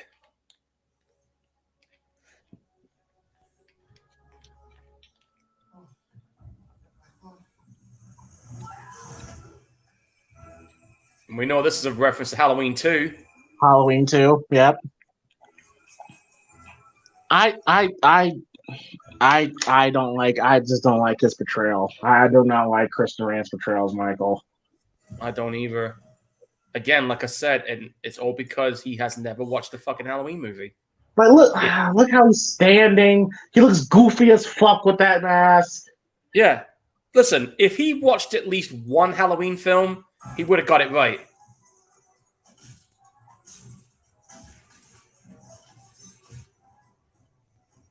Okay, nice. That was funny. Yeah, but look at this. Look at the bro. Look at the setup he does, bro. Like, dude, come on. That's shit. Look how he walks, bro. Like, even the hairstyle looks a bit off. The hairstyle's off. The walk is off. And look, he's wearing a different mask again. For fuck's sake, pick a fucking mask and stick with it. Fucking A, dude. It is incredible how they got away with this. Wear 2 different masks. Didn't get away with it with me or you. No chance. God, his walk is shitty. Dude, he's walking like he's got a barge pole up his ass. Look, he's wearing a different mask. Now he's wearing the Winston mask. Dude, decide on a mask and stick with it. Jesus fucking tap dancing Christ. Hey, don't get me wrong, guys. We are enjoying this film, but these fucking errors, man. God damn it. It hurts the film. It does. I'm afraid it does. All right, ladies and gentlemen, for those who've never seen Halloween H2 and you only watched Halloween Ends, take note, folks, because this is how you do a proper face-off for a final. Yeah, like I said, this is the best face-off. Take note, people, because this is how you fucking do it. Because this bit here, when you see Jamie Lee Curtis standing there with an axe, calling Michael out, that's great. Oh, it's legendary. Legendary. That bit, she's literally just smashed the fucking coat pan and she's like, right, that's it. I'm done running. It's on. And she's there with the axe like going, yes, Lord.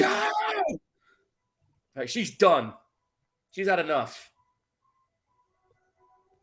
She's facing her monster. Yeah. And calling him out too. Right about here.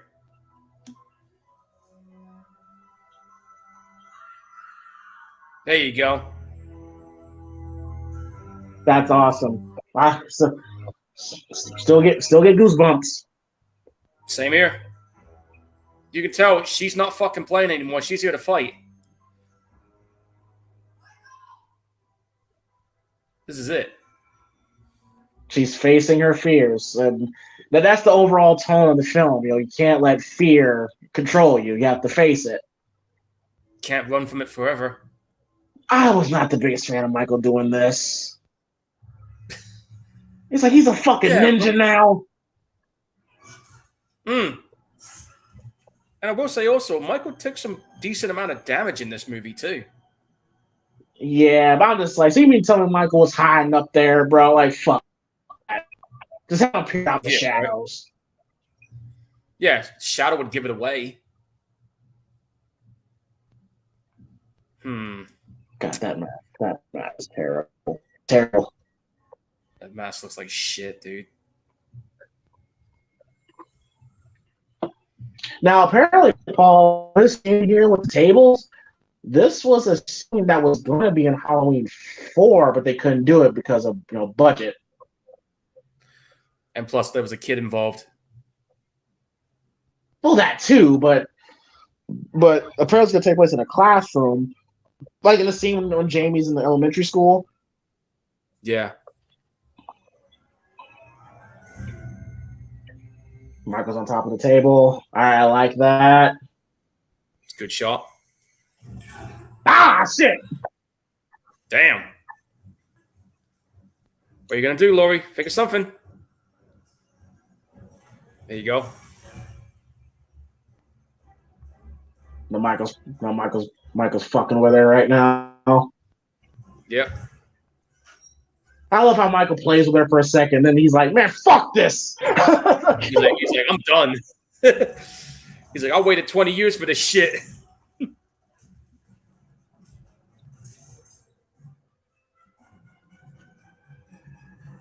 And oh, it changed again. It's changed again. It changed again. God damn it. I'm telling you right now, I am going to shoot the person who's in charge of the masks. Who's ever in charge of making the decision. Like, fucking hell. Oh, this is a funny moment coming up, by the way. It's just that reaction he gives. Where she just flat out fucking... She's a horrible shot. Yeah, but she just flat out fucking knees him in the balls. Like... And he's like, bitch, really? But the mask is shit. Mask is shit. I hate that. I don't want to see his eyes. I didn't want to see those eyes either, but fucking... You know, if I think about it, now that I'm looking at it, I swear that mask is too tight to his face. It is. What's that desperation swing? Yep. No, I like this. I like him landing on the table. I like that. Yeah. It's a nice little shot. I like that. Mm-hmm. But see how it's too well lit for me, Paul? Like, it's too well lit. The lighting is... Like when he's walking downstairs, it should be like dimly lit. You know what I mean? Yeah, it should be like that. But why they chose to go for the whole bright route, I just find it baffling sometimes. There's nothing wrong with a dim lit area, but somebody thought otherwise.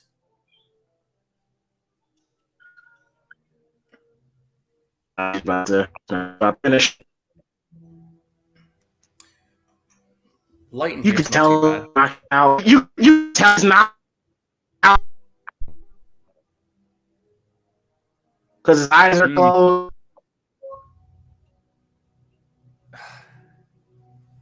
Can you hear me, Paul? Yeah, your mic was cutting off a little bit. I can hear you now. Okay. Yeah, you can tell he's knocked out. Yeah, he's out. No, he's not dead. Let her finish.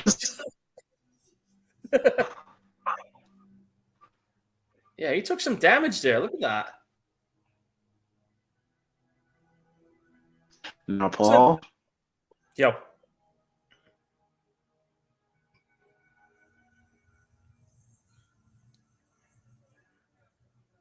What's that, dude? Okay, so he's going to write romantic flirt. Okay, cool.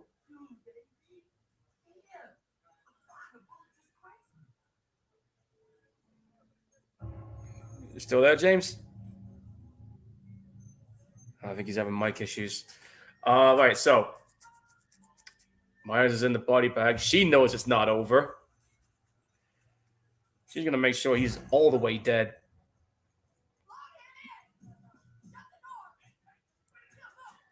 Yeah, she wants to make fucking sure, man. You can tell.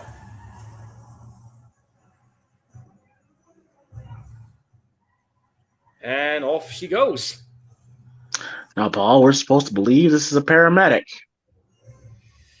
Yeah, why the fuck did they do that?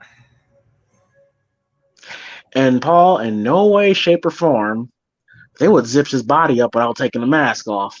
Not knowing police investigation. Yeah, the mask is coming off no matter what in a situation like that. Keep in mind, folks, once again, we're supposed to believe this is a paramedic. Yeah, but before we knew there was even going to be a part 8, we all believed this was it. And Lori's a badass. She's a badass here.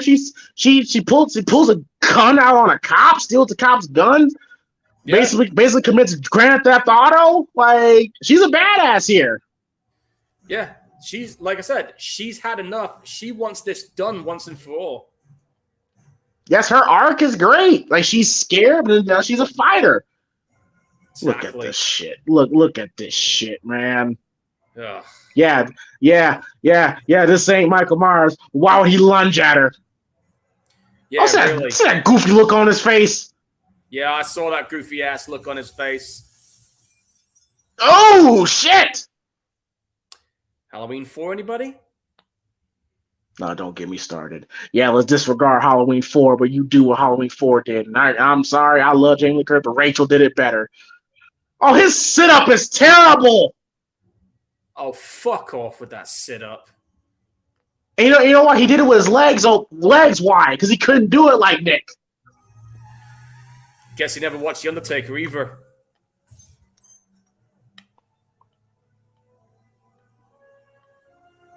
Yeah, right. Whatever.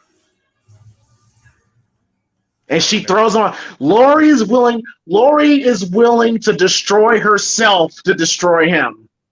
Exactly. That's what she was willing to destroy her body to destroy him. Oh, shit! Well, that's a busted spine if I ever saw one. She ran off the road with him. She was willing to destroy her body to destroy Michael. Garcia here says Undertaker is a Jason Voorhees fan. I could see that.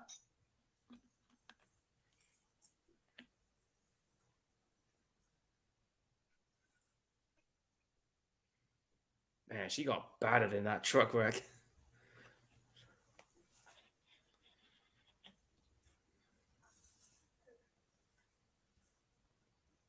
God, this should have been it, man.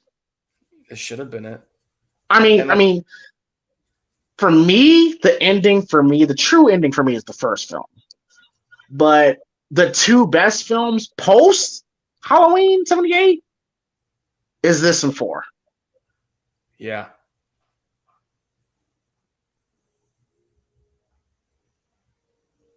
Again, people, this is a paramedic. The fuck it is.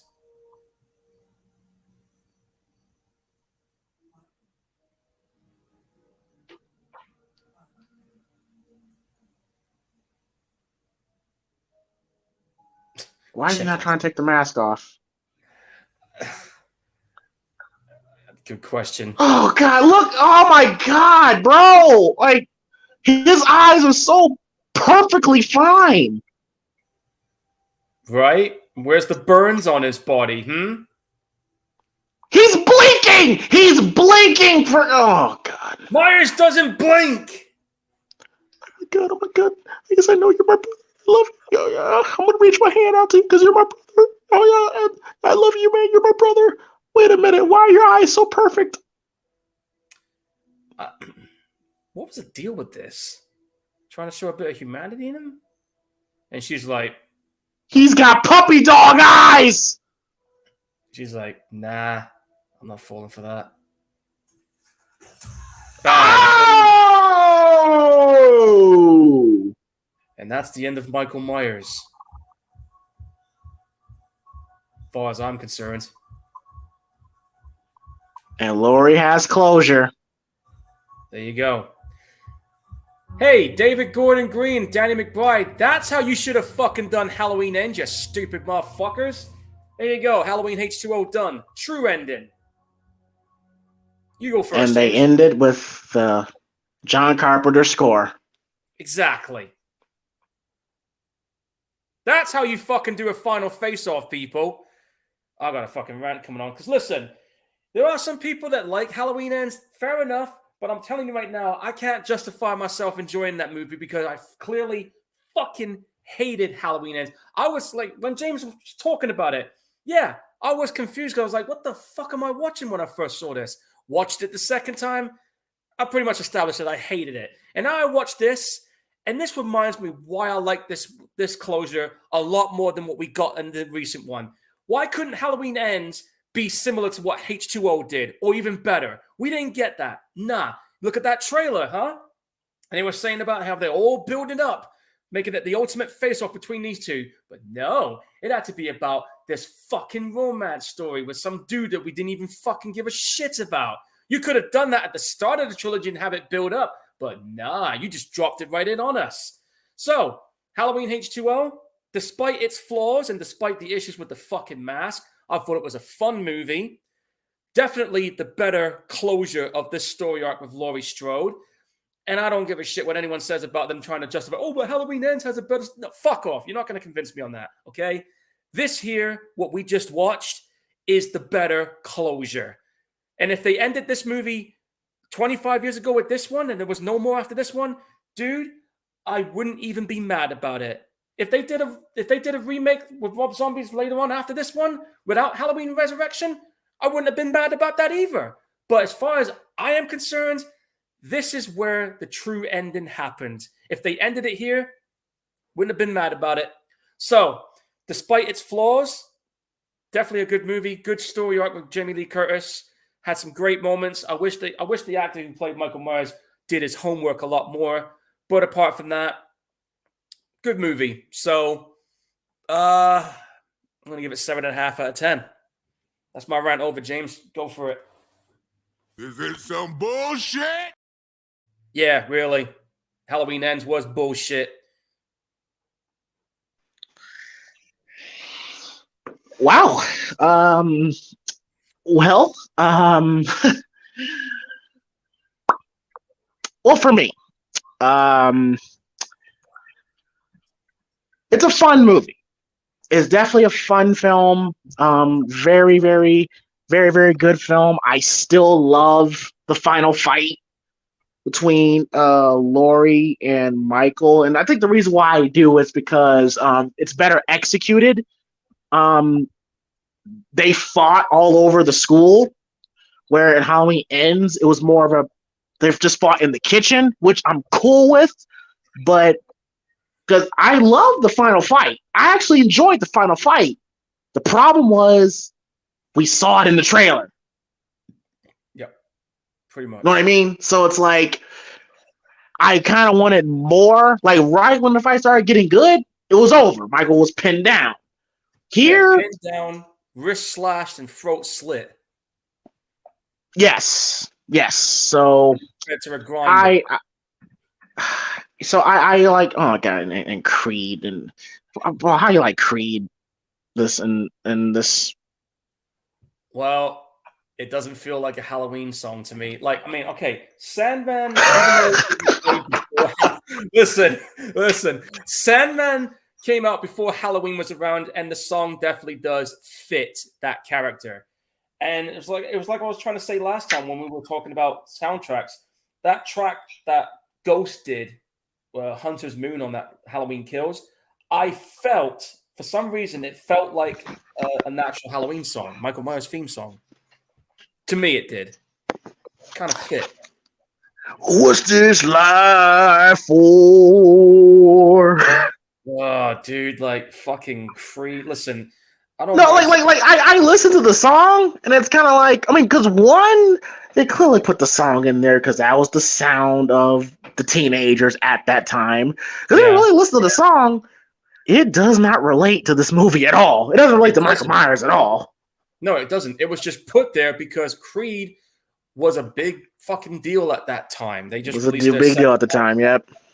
And it's funny too because even though that band ain't around anymore, the band members that are in that band are now in another band which sounds a lot better than Creed, and that's Alter Bridge.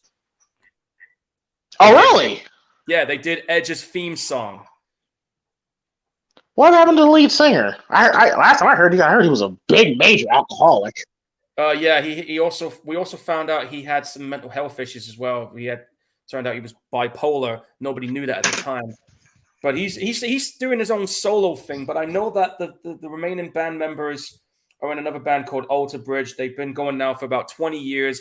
They're about 7 albums in, and their guitarist Mark Tremonti, he's got his own solo project going, and he's about 5 albums into that. And believe it or not, he's actually a hell of a good singer. You should check out some of their stuff, dude. Yeah.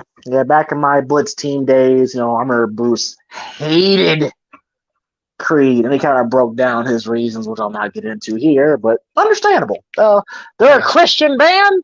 Their video says opposite. But anyway, I still enjoy the film. I do see the problems in the film. It's not perfect. The biggest thing are the masks. The mask to me is a very distracting problem of this film. There's literally. Go on. Go ahead. I was saying the biggest issues for me with Michael Myers was the mask and his mannerisms. He didn't feel like a Michael Myers. It felt like somebody cosplaying as Michael Myers.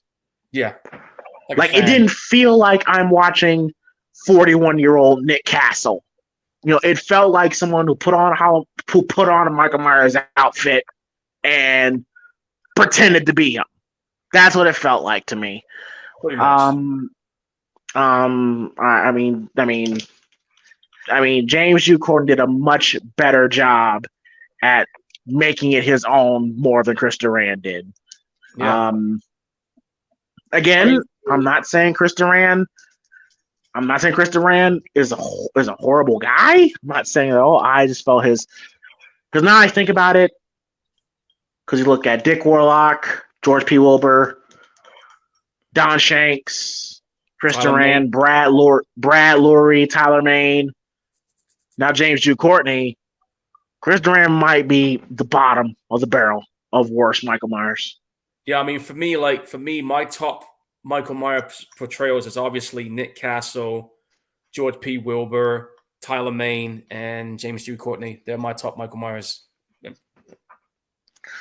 Yes, my favorite's Nick Castle, then James Hugh Courtney. Yeah. So to me, that's like the biggest negative for me about this film is Michael. Like I hate how he looked. He did not look scary. He did not seem intimidating. He just looked goofy with the wide eyes and the hair and hi guys, how's it going? Like that's how he was. He looked like a goof. He looked like a goof.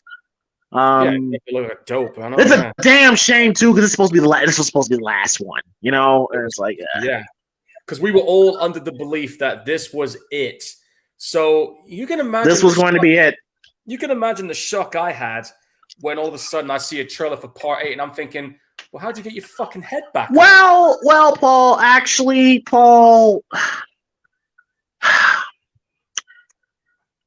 there's a story behind that. Okay, so when Jamie Lee Curtis signed on, she wanted this to be the end, right? Yeah. Unfortunately,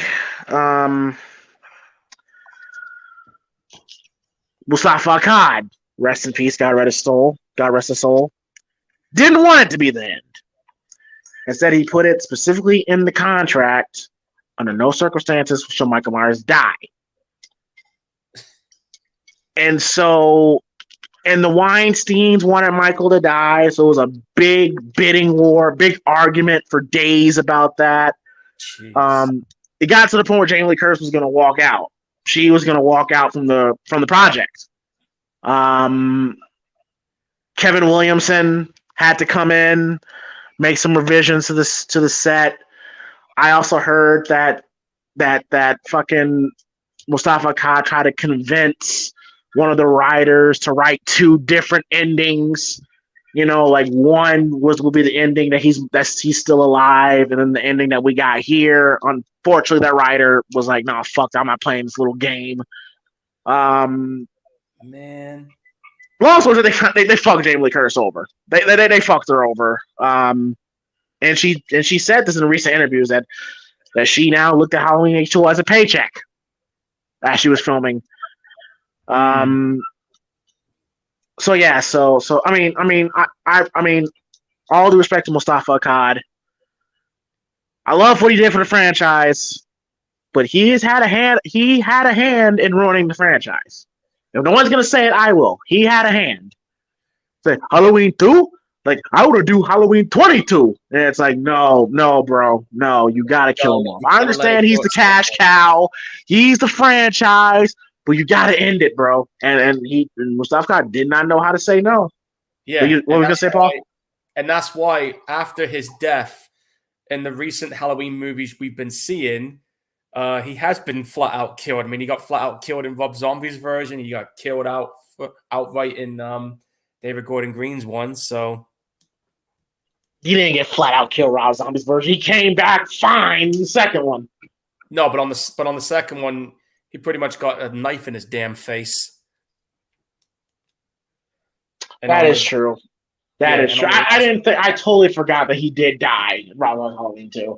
Yeah, and then David Gordon's Green, he gets his throat slashed and then fed to a meat grinder.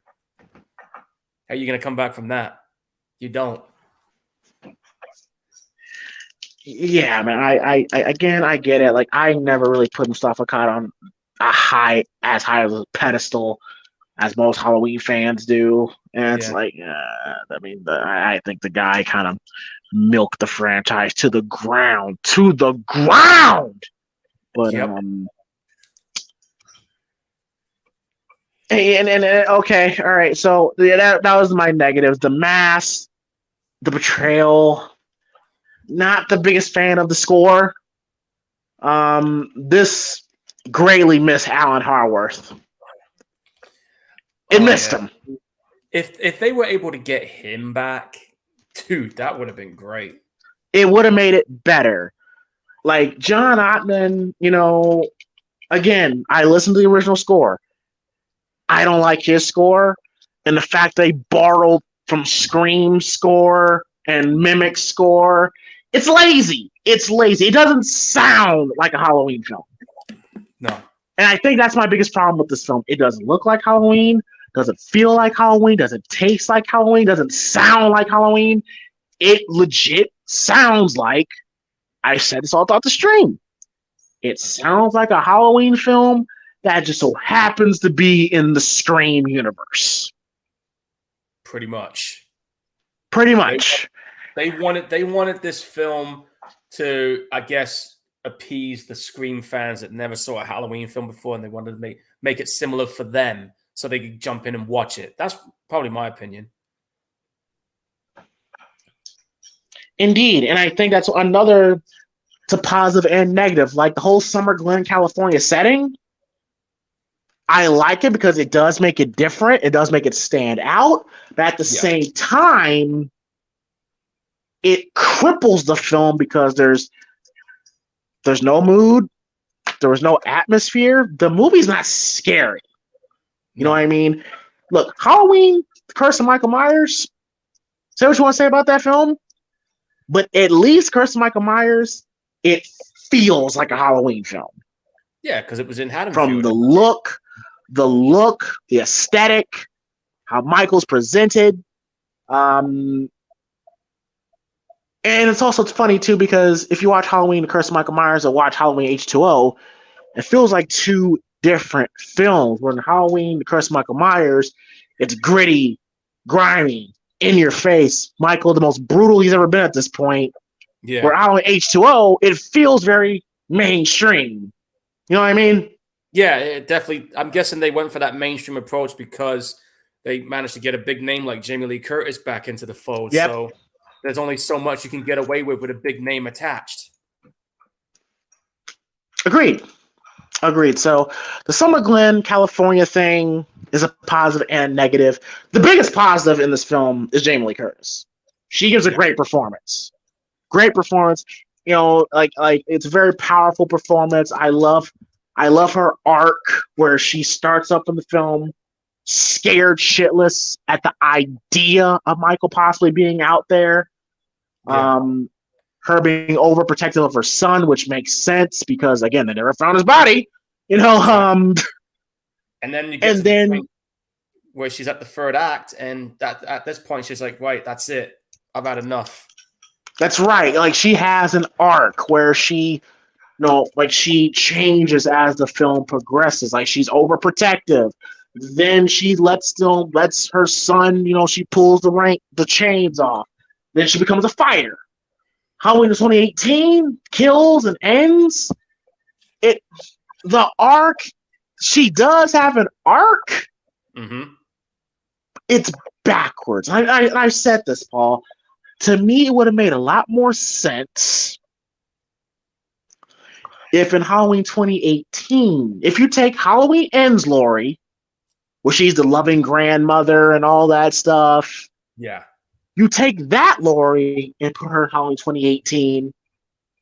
Then we get the Laurie, the Sarah Connor badass gun-toting Laurie. We put that Laurie in Halloween Ends. It would have made a lot more sense because I would think she'd be more motivated to kill Michael because she killed her fucking daughter. You know what I mean? Yeah, that definitely would have been a lot more effective if they went that way. But why they chose the biggest thing about Halloween Ends that kind of made me go, huh? Was just how jarring the change of her character was. Yeah, I mean, like after 4 years, which is the time jump, 4 years later, you just lost your daughter to Michael Myers, and now you're just trying to get on with your life. I'm like, no, I'd be trying to hunt this motherfucker down. Exactly. So that's why I kind of feel like the arc was there, but it was completely in reverse. You know what I mean? Yeah, I see. Yeah, I think her story is told better here. It's more full circle here. Like I said, Jamie Lee Curtis gives a great performance. I thought Josh Hartnett was fine, I guess. Like, get out of here, Mom! Like, God damn it, I would have played with my Legos! But, and seeing Michelle Williams, hey, there's no complaints from me. So, I'm not arguing that either, man. She was hot. But I still stand by that. I kind of would have liked it maybe a little bit better if she was Laurie's daughter. Because, like I said, there would have been more of an emotional connection there, in my opinion. I mean, the kills aren't really nothing to run home about. Like a lot of the kills are very basic: stab, slit throat. And most only kill. I was gonna say some of the kills also were when Mustafa was around. He tried to make the kills not so brutal. Yeah, because I mean, the best kill. Well, the most brutal kill was Sarah. With the dumbwaiter chopping her leg off, and that was the most brutal kill. I mean, shit, that's really the only notable kill that happened. Yeah, pretty much. That was it. Or maybe the ice skating boot in the face, more the aftermath of it. But Okay, yeah, that was good. Yeah, but we don't saw the aftermath though. yeah. Did it kind of feel like, Paul, that middle portion of the film? I get it was more about character development, and building up Laurie's story. There was long periods of time where Michael didn't do nothing. Yeah, I did kind of sense that with this one too. I mean, you didn't see him doing a whole lot until we got to like the third act of the movie. Yeah, I really noticed it here. Where God, like, because it was kind of like, damn, Michael's really not doing anything. Like, I would have added an extra kill, like in the bathroom scene when he steals the car. I would just switch the two ladies out. I would have just had it be like just two dudes that's trying to take a piss in the bathroom, and Michael kills them and steals their car keys. That would have worked. Yeah, because I mean, it would give him something to do. Because let's be clear, I mean, the Halloween fan. I mean, Halloween is never really about the kills. It's never been about the kills. It's about the suspense. But it's 1998 in the age of Scream. Because I think they said because we did a watch along of Scream. The scene when Ghostface kills Harry Winkle's character. Mm-hmm. That was not intentionally supposed to happen. But I think the studios, I think Kevin Williamson made the decision to add that in because up until that point, Ghostface wasn't really doing anything. So they added the Harry Winkler scene to make him do something, Yeah. So yeah, I was saying, killing that guy off in Scream 2, bad mistake. Oh well, yeah, that's a whole different conversation. But So yeah, I kind of would like to see a little bit more Michael. But James, Michael didn't do anything that much in Halloween 1. Okay, that's true, but the difference was you still had Michael's presence. He was always stalking. He was always lurking. Yeah. We didn't really see Michael stalking and lurking like that all throughout this film, except for like a couple scenes. Maybe 1 or 2 scenes in this film, yeah.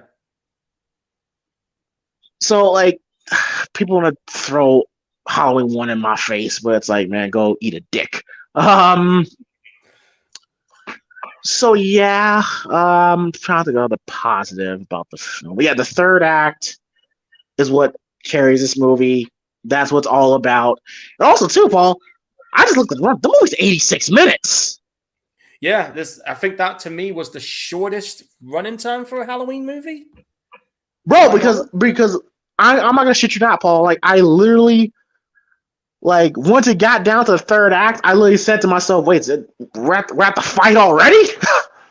Yeah, because I'm just looking at the running times for each movie right now. Like the first one was 91 minutes, so that was pretty decently long. The second one was, if I can load the son of a bitch up, most of these Halloween movies were usually like 90 to 100 minutes.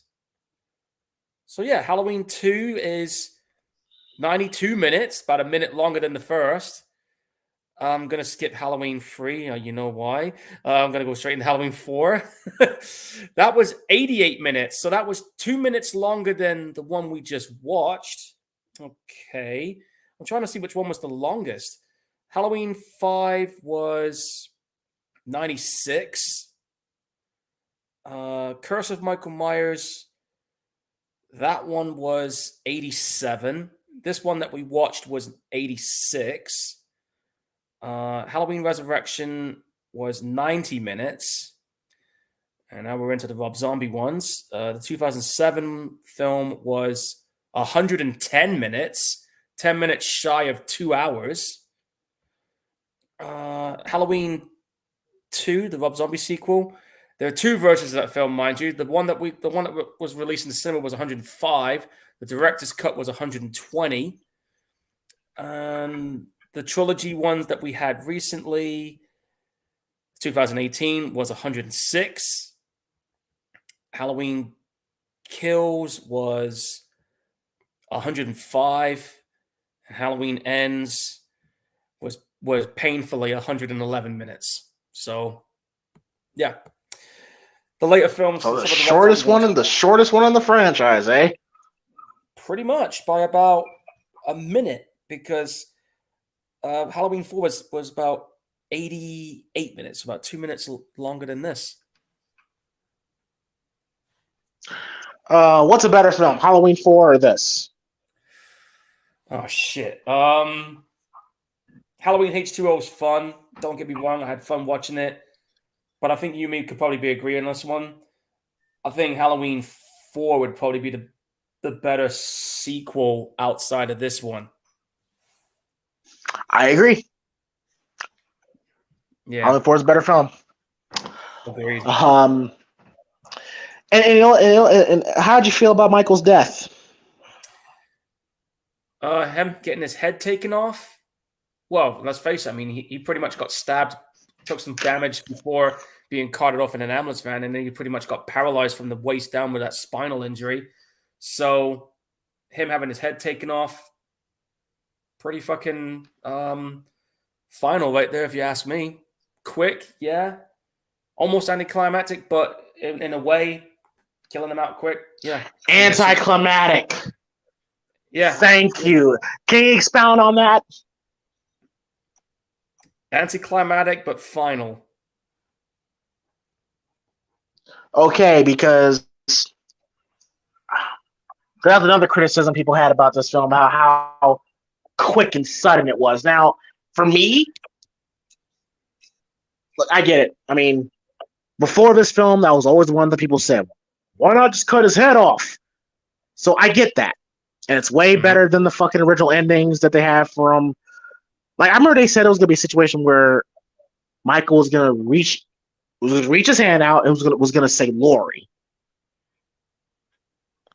Him speaking, huh? He was going to talk. It's crazy because on the director's cut of Rob Zombie's Halloween 2, he literally shouts "die" when he stabs the fuck out of Loomis. That was fucking dumb. But I can imagine in 1998 in the theater when that happened. I can only imagine how crazy people went in the theater, because I heard people say that the theater, probably one of the greatest movie experience people said that they had was watching this film in the movie theater. Yeah, that sudden jolt of when she fucking swings that knife and knocks his head off. But I'm pretty sure that scared people, but people were like shocked, like, oh shit, they did it. They actually fucking did it, Well, like I said, I saw it in the cinema when I snuck in, and when that scene happened, I heard a gasp in the cinema. People were just like, and I remember just sitting there thinking, damn, they fucking did it. There's no coming back. They actually did it. And just how quick and, like I said, how final it was. Like, his head cut off, and it just goes straight to the credits is fucking, that's awesome. I thought that was awesome. Great badass ending, if you ask me. For sure. For sure. Do you like his death here, or did you like his death in Halloween Ends better? I will say that the death in Halloween Ends was kind of more dramatic. It was definitely more dramatic because you kind of felt sorry for him when he was bleeding out. I mean, fucking hell, who'd have thought we'd end up feeling sorry for the killer in a movie? But I did. But I think in terms of shock value, Halloween H20 gets it. In terms of emotion, yeah, as much as I fucking hate Halloween Ends, I will say his death was emotional. For sure. I agree. So yeah. Do you have a favorite death or favorite moment? Which I'm pretty sure it's pretty easy. Oh, well, favorite death gotta be the one that one that gets a leg caught. And my favorite moment was the moment where Jamie Lee Curtis is there with that axe and she's getting ready to fight. It's a great moment. Same here. Same here, man. What's so funny? I'm actually looking at the cover, like the poster of this movie. It almost fucking resembles Scream. I was thinking the same thing just looking at it. It You got the main resembles characters. Scream. You literally got the main characters there, and you got Michael Myers' mask, like kind of silhouetting in the back there, and the words are looking almost Scream like. Yeah, it does. Like I said, this is Halloween for the Scream generation. That's what this was, plain and simple. God damn it. So my rating for the film, I don't love it as much as I did back in the day, but it's still enjoyable. It's still fun. It's not boring. It is entertaining. Mhm. I liked Will, Alan Arkin's character, her boyfriend. I thought he was kind of funny. I enjoyed LL Cool J. Even though I kind of think the whole him talking to his wife and that whole comedy, it didn't fit in a Halloween film. Sometimes comic relief in Halloween films are good when they're subtle. You know what I mean? Exactly. Yeah. When you got subtle comedy in a Halloween movie, it definitely works. But when you do it, when you like put it obviously out there, like Halloween 5 did, then no, it's not gonna work. Beautiful, monstrous, round melon breasts. Jesus Christ. Round melon. It's like, oh, okay, this does not belong in here in a Halloween film. No, it doesn't. But again, like I said, this was Halloween for the Scream generation, so they were gonna roll with it, I guess. Comb your hair. Halloween H20, like I said, it's fun, it's enjoyable. If I had to pick between Halloween Ends and Halloween H20, I would more probably pick here. It gives you more of what you want. It's a better story, and like it promised you Michael and Laurie, and you get Michael and Laurie, and the story actually builds to that. Exactly. Jamie Lee Curtis as a babyface is great. Michael as a heel, goofy as fuck. Yep. Especially that scene when he gets knocked in the head with that fire extinguisher. It's like Jesus Christ. But yeah, and the way he sits up looked lame too. Oh, and really quick, Paul, how did you feel about them cutting off Halloween 4, 5, and 6? I think it was bullshit, to be honest. They could have acknowledged it. They could have acknowledged it a little bit to some extent. You could have put Daniel Harris's arc in there a little bit, but nope. We didn't know at the time, but it was like, nope. We're just going to retcon those and just go for this instead. I'm just like, all right, fine, whatever.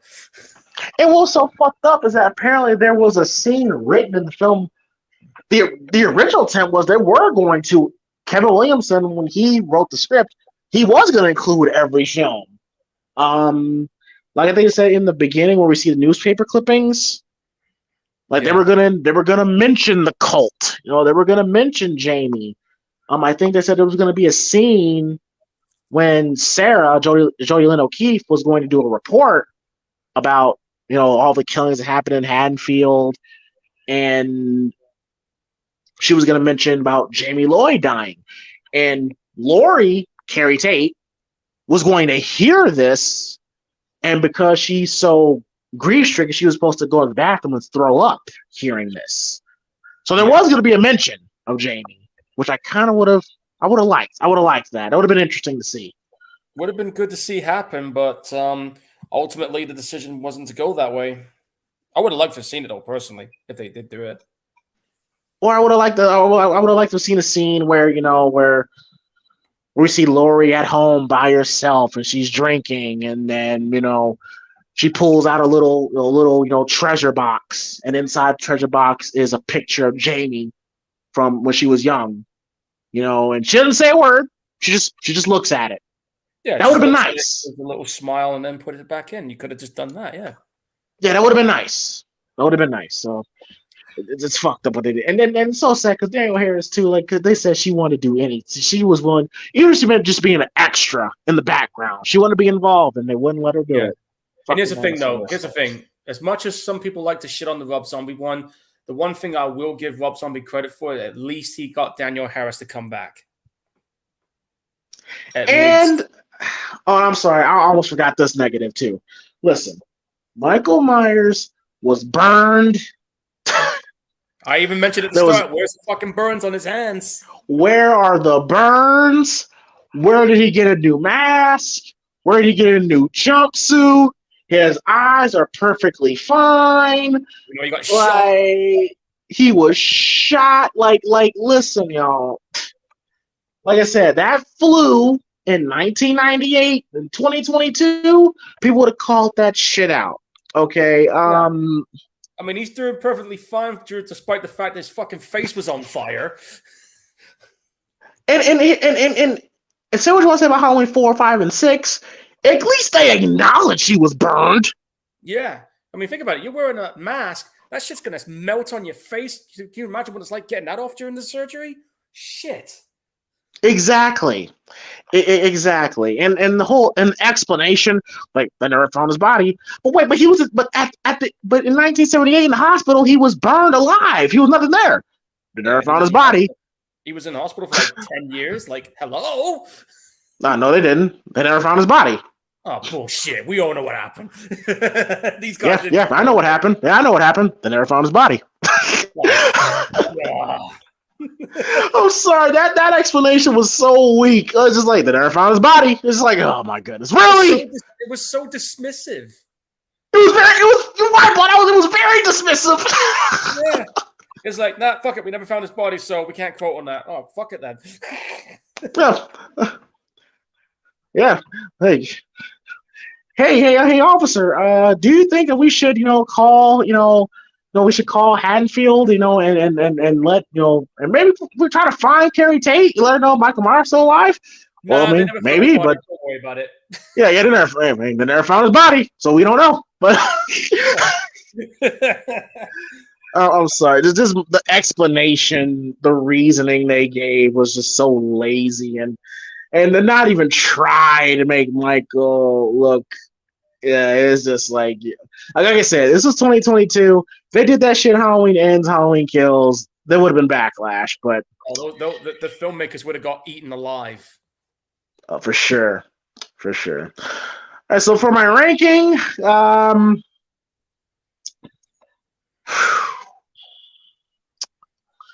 the good outweighs the bad, but the bad was very bad. And the very bad for me is Michael Myers. I will give it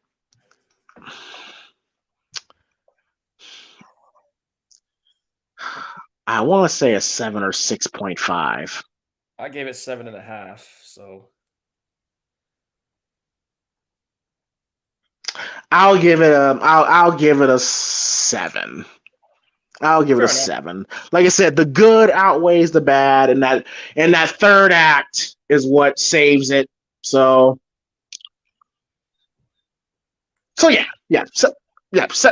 Solid 7. Yeah. Fun, satisfying. What should have been the ending of the franchise. So, well, we've rambled long enough, so let's go ahead and wrap this up. So, Paul, what's the movie we're going to be watching next week for episode 46? Well, Primetime Gorehounds. First Gorehound show of the new year. Well, on January 6th, our first episode of 2023, we're going to be checking out the 1995 sci-fi horror Screamers. And James, keep in mind, your next pick falls on Friday the 13th.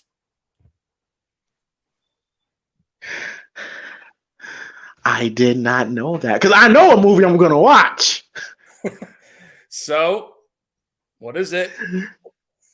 This is perfect. I swear I did not intend for this to happen, but Paul just brought it up to me.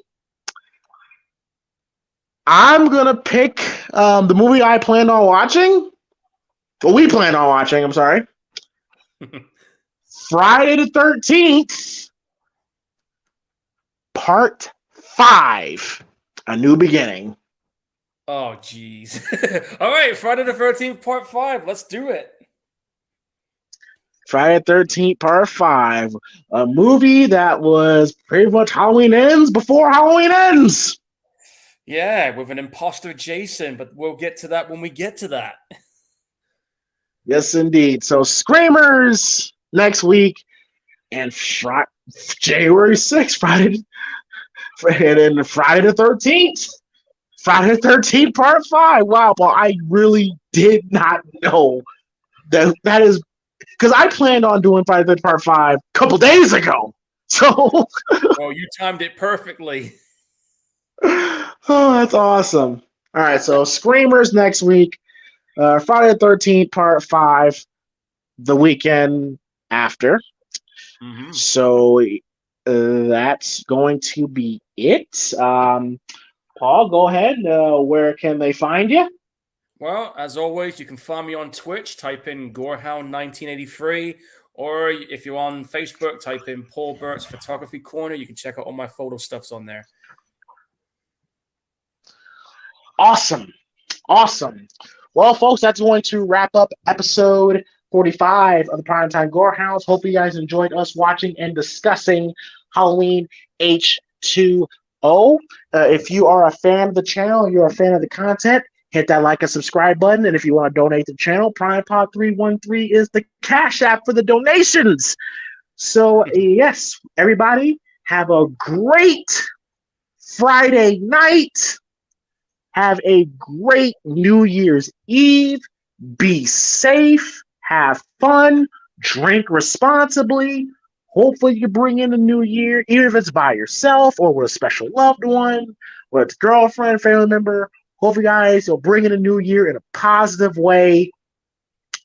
And of course, and for those that may be struggling, going through a hard time during the holidays, hopefully the beginning of the new year will be the start of you turning a negative into a positive, making some positive changes in your life. Yeah. And yeah, man, just have fun. Have fun. New Year's Eve, New Year's Day. It's supposed to be the official cap of the holiday season, so make the most out of it. And I will say, make 2023 a year to remember for all the right reasons for yourself. All the right reasons. Whether it's big changes or little changes, it's all about making progress. It's all about making progress, man. It takes steps to get to it, but you'll get to it. It makes it a lot satisfying. So, yep. So Happy New Year. Enjoy your weekend. I'm going to enjoy mine. I'm pretty sure Paul's going to enjoy his, and I hope you all too. We'll see you next week. We are out. Peace. Laters, folks. Have a good one. Get out of here, Mom! Get out of here, the street!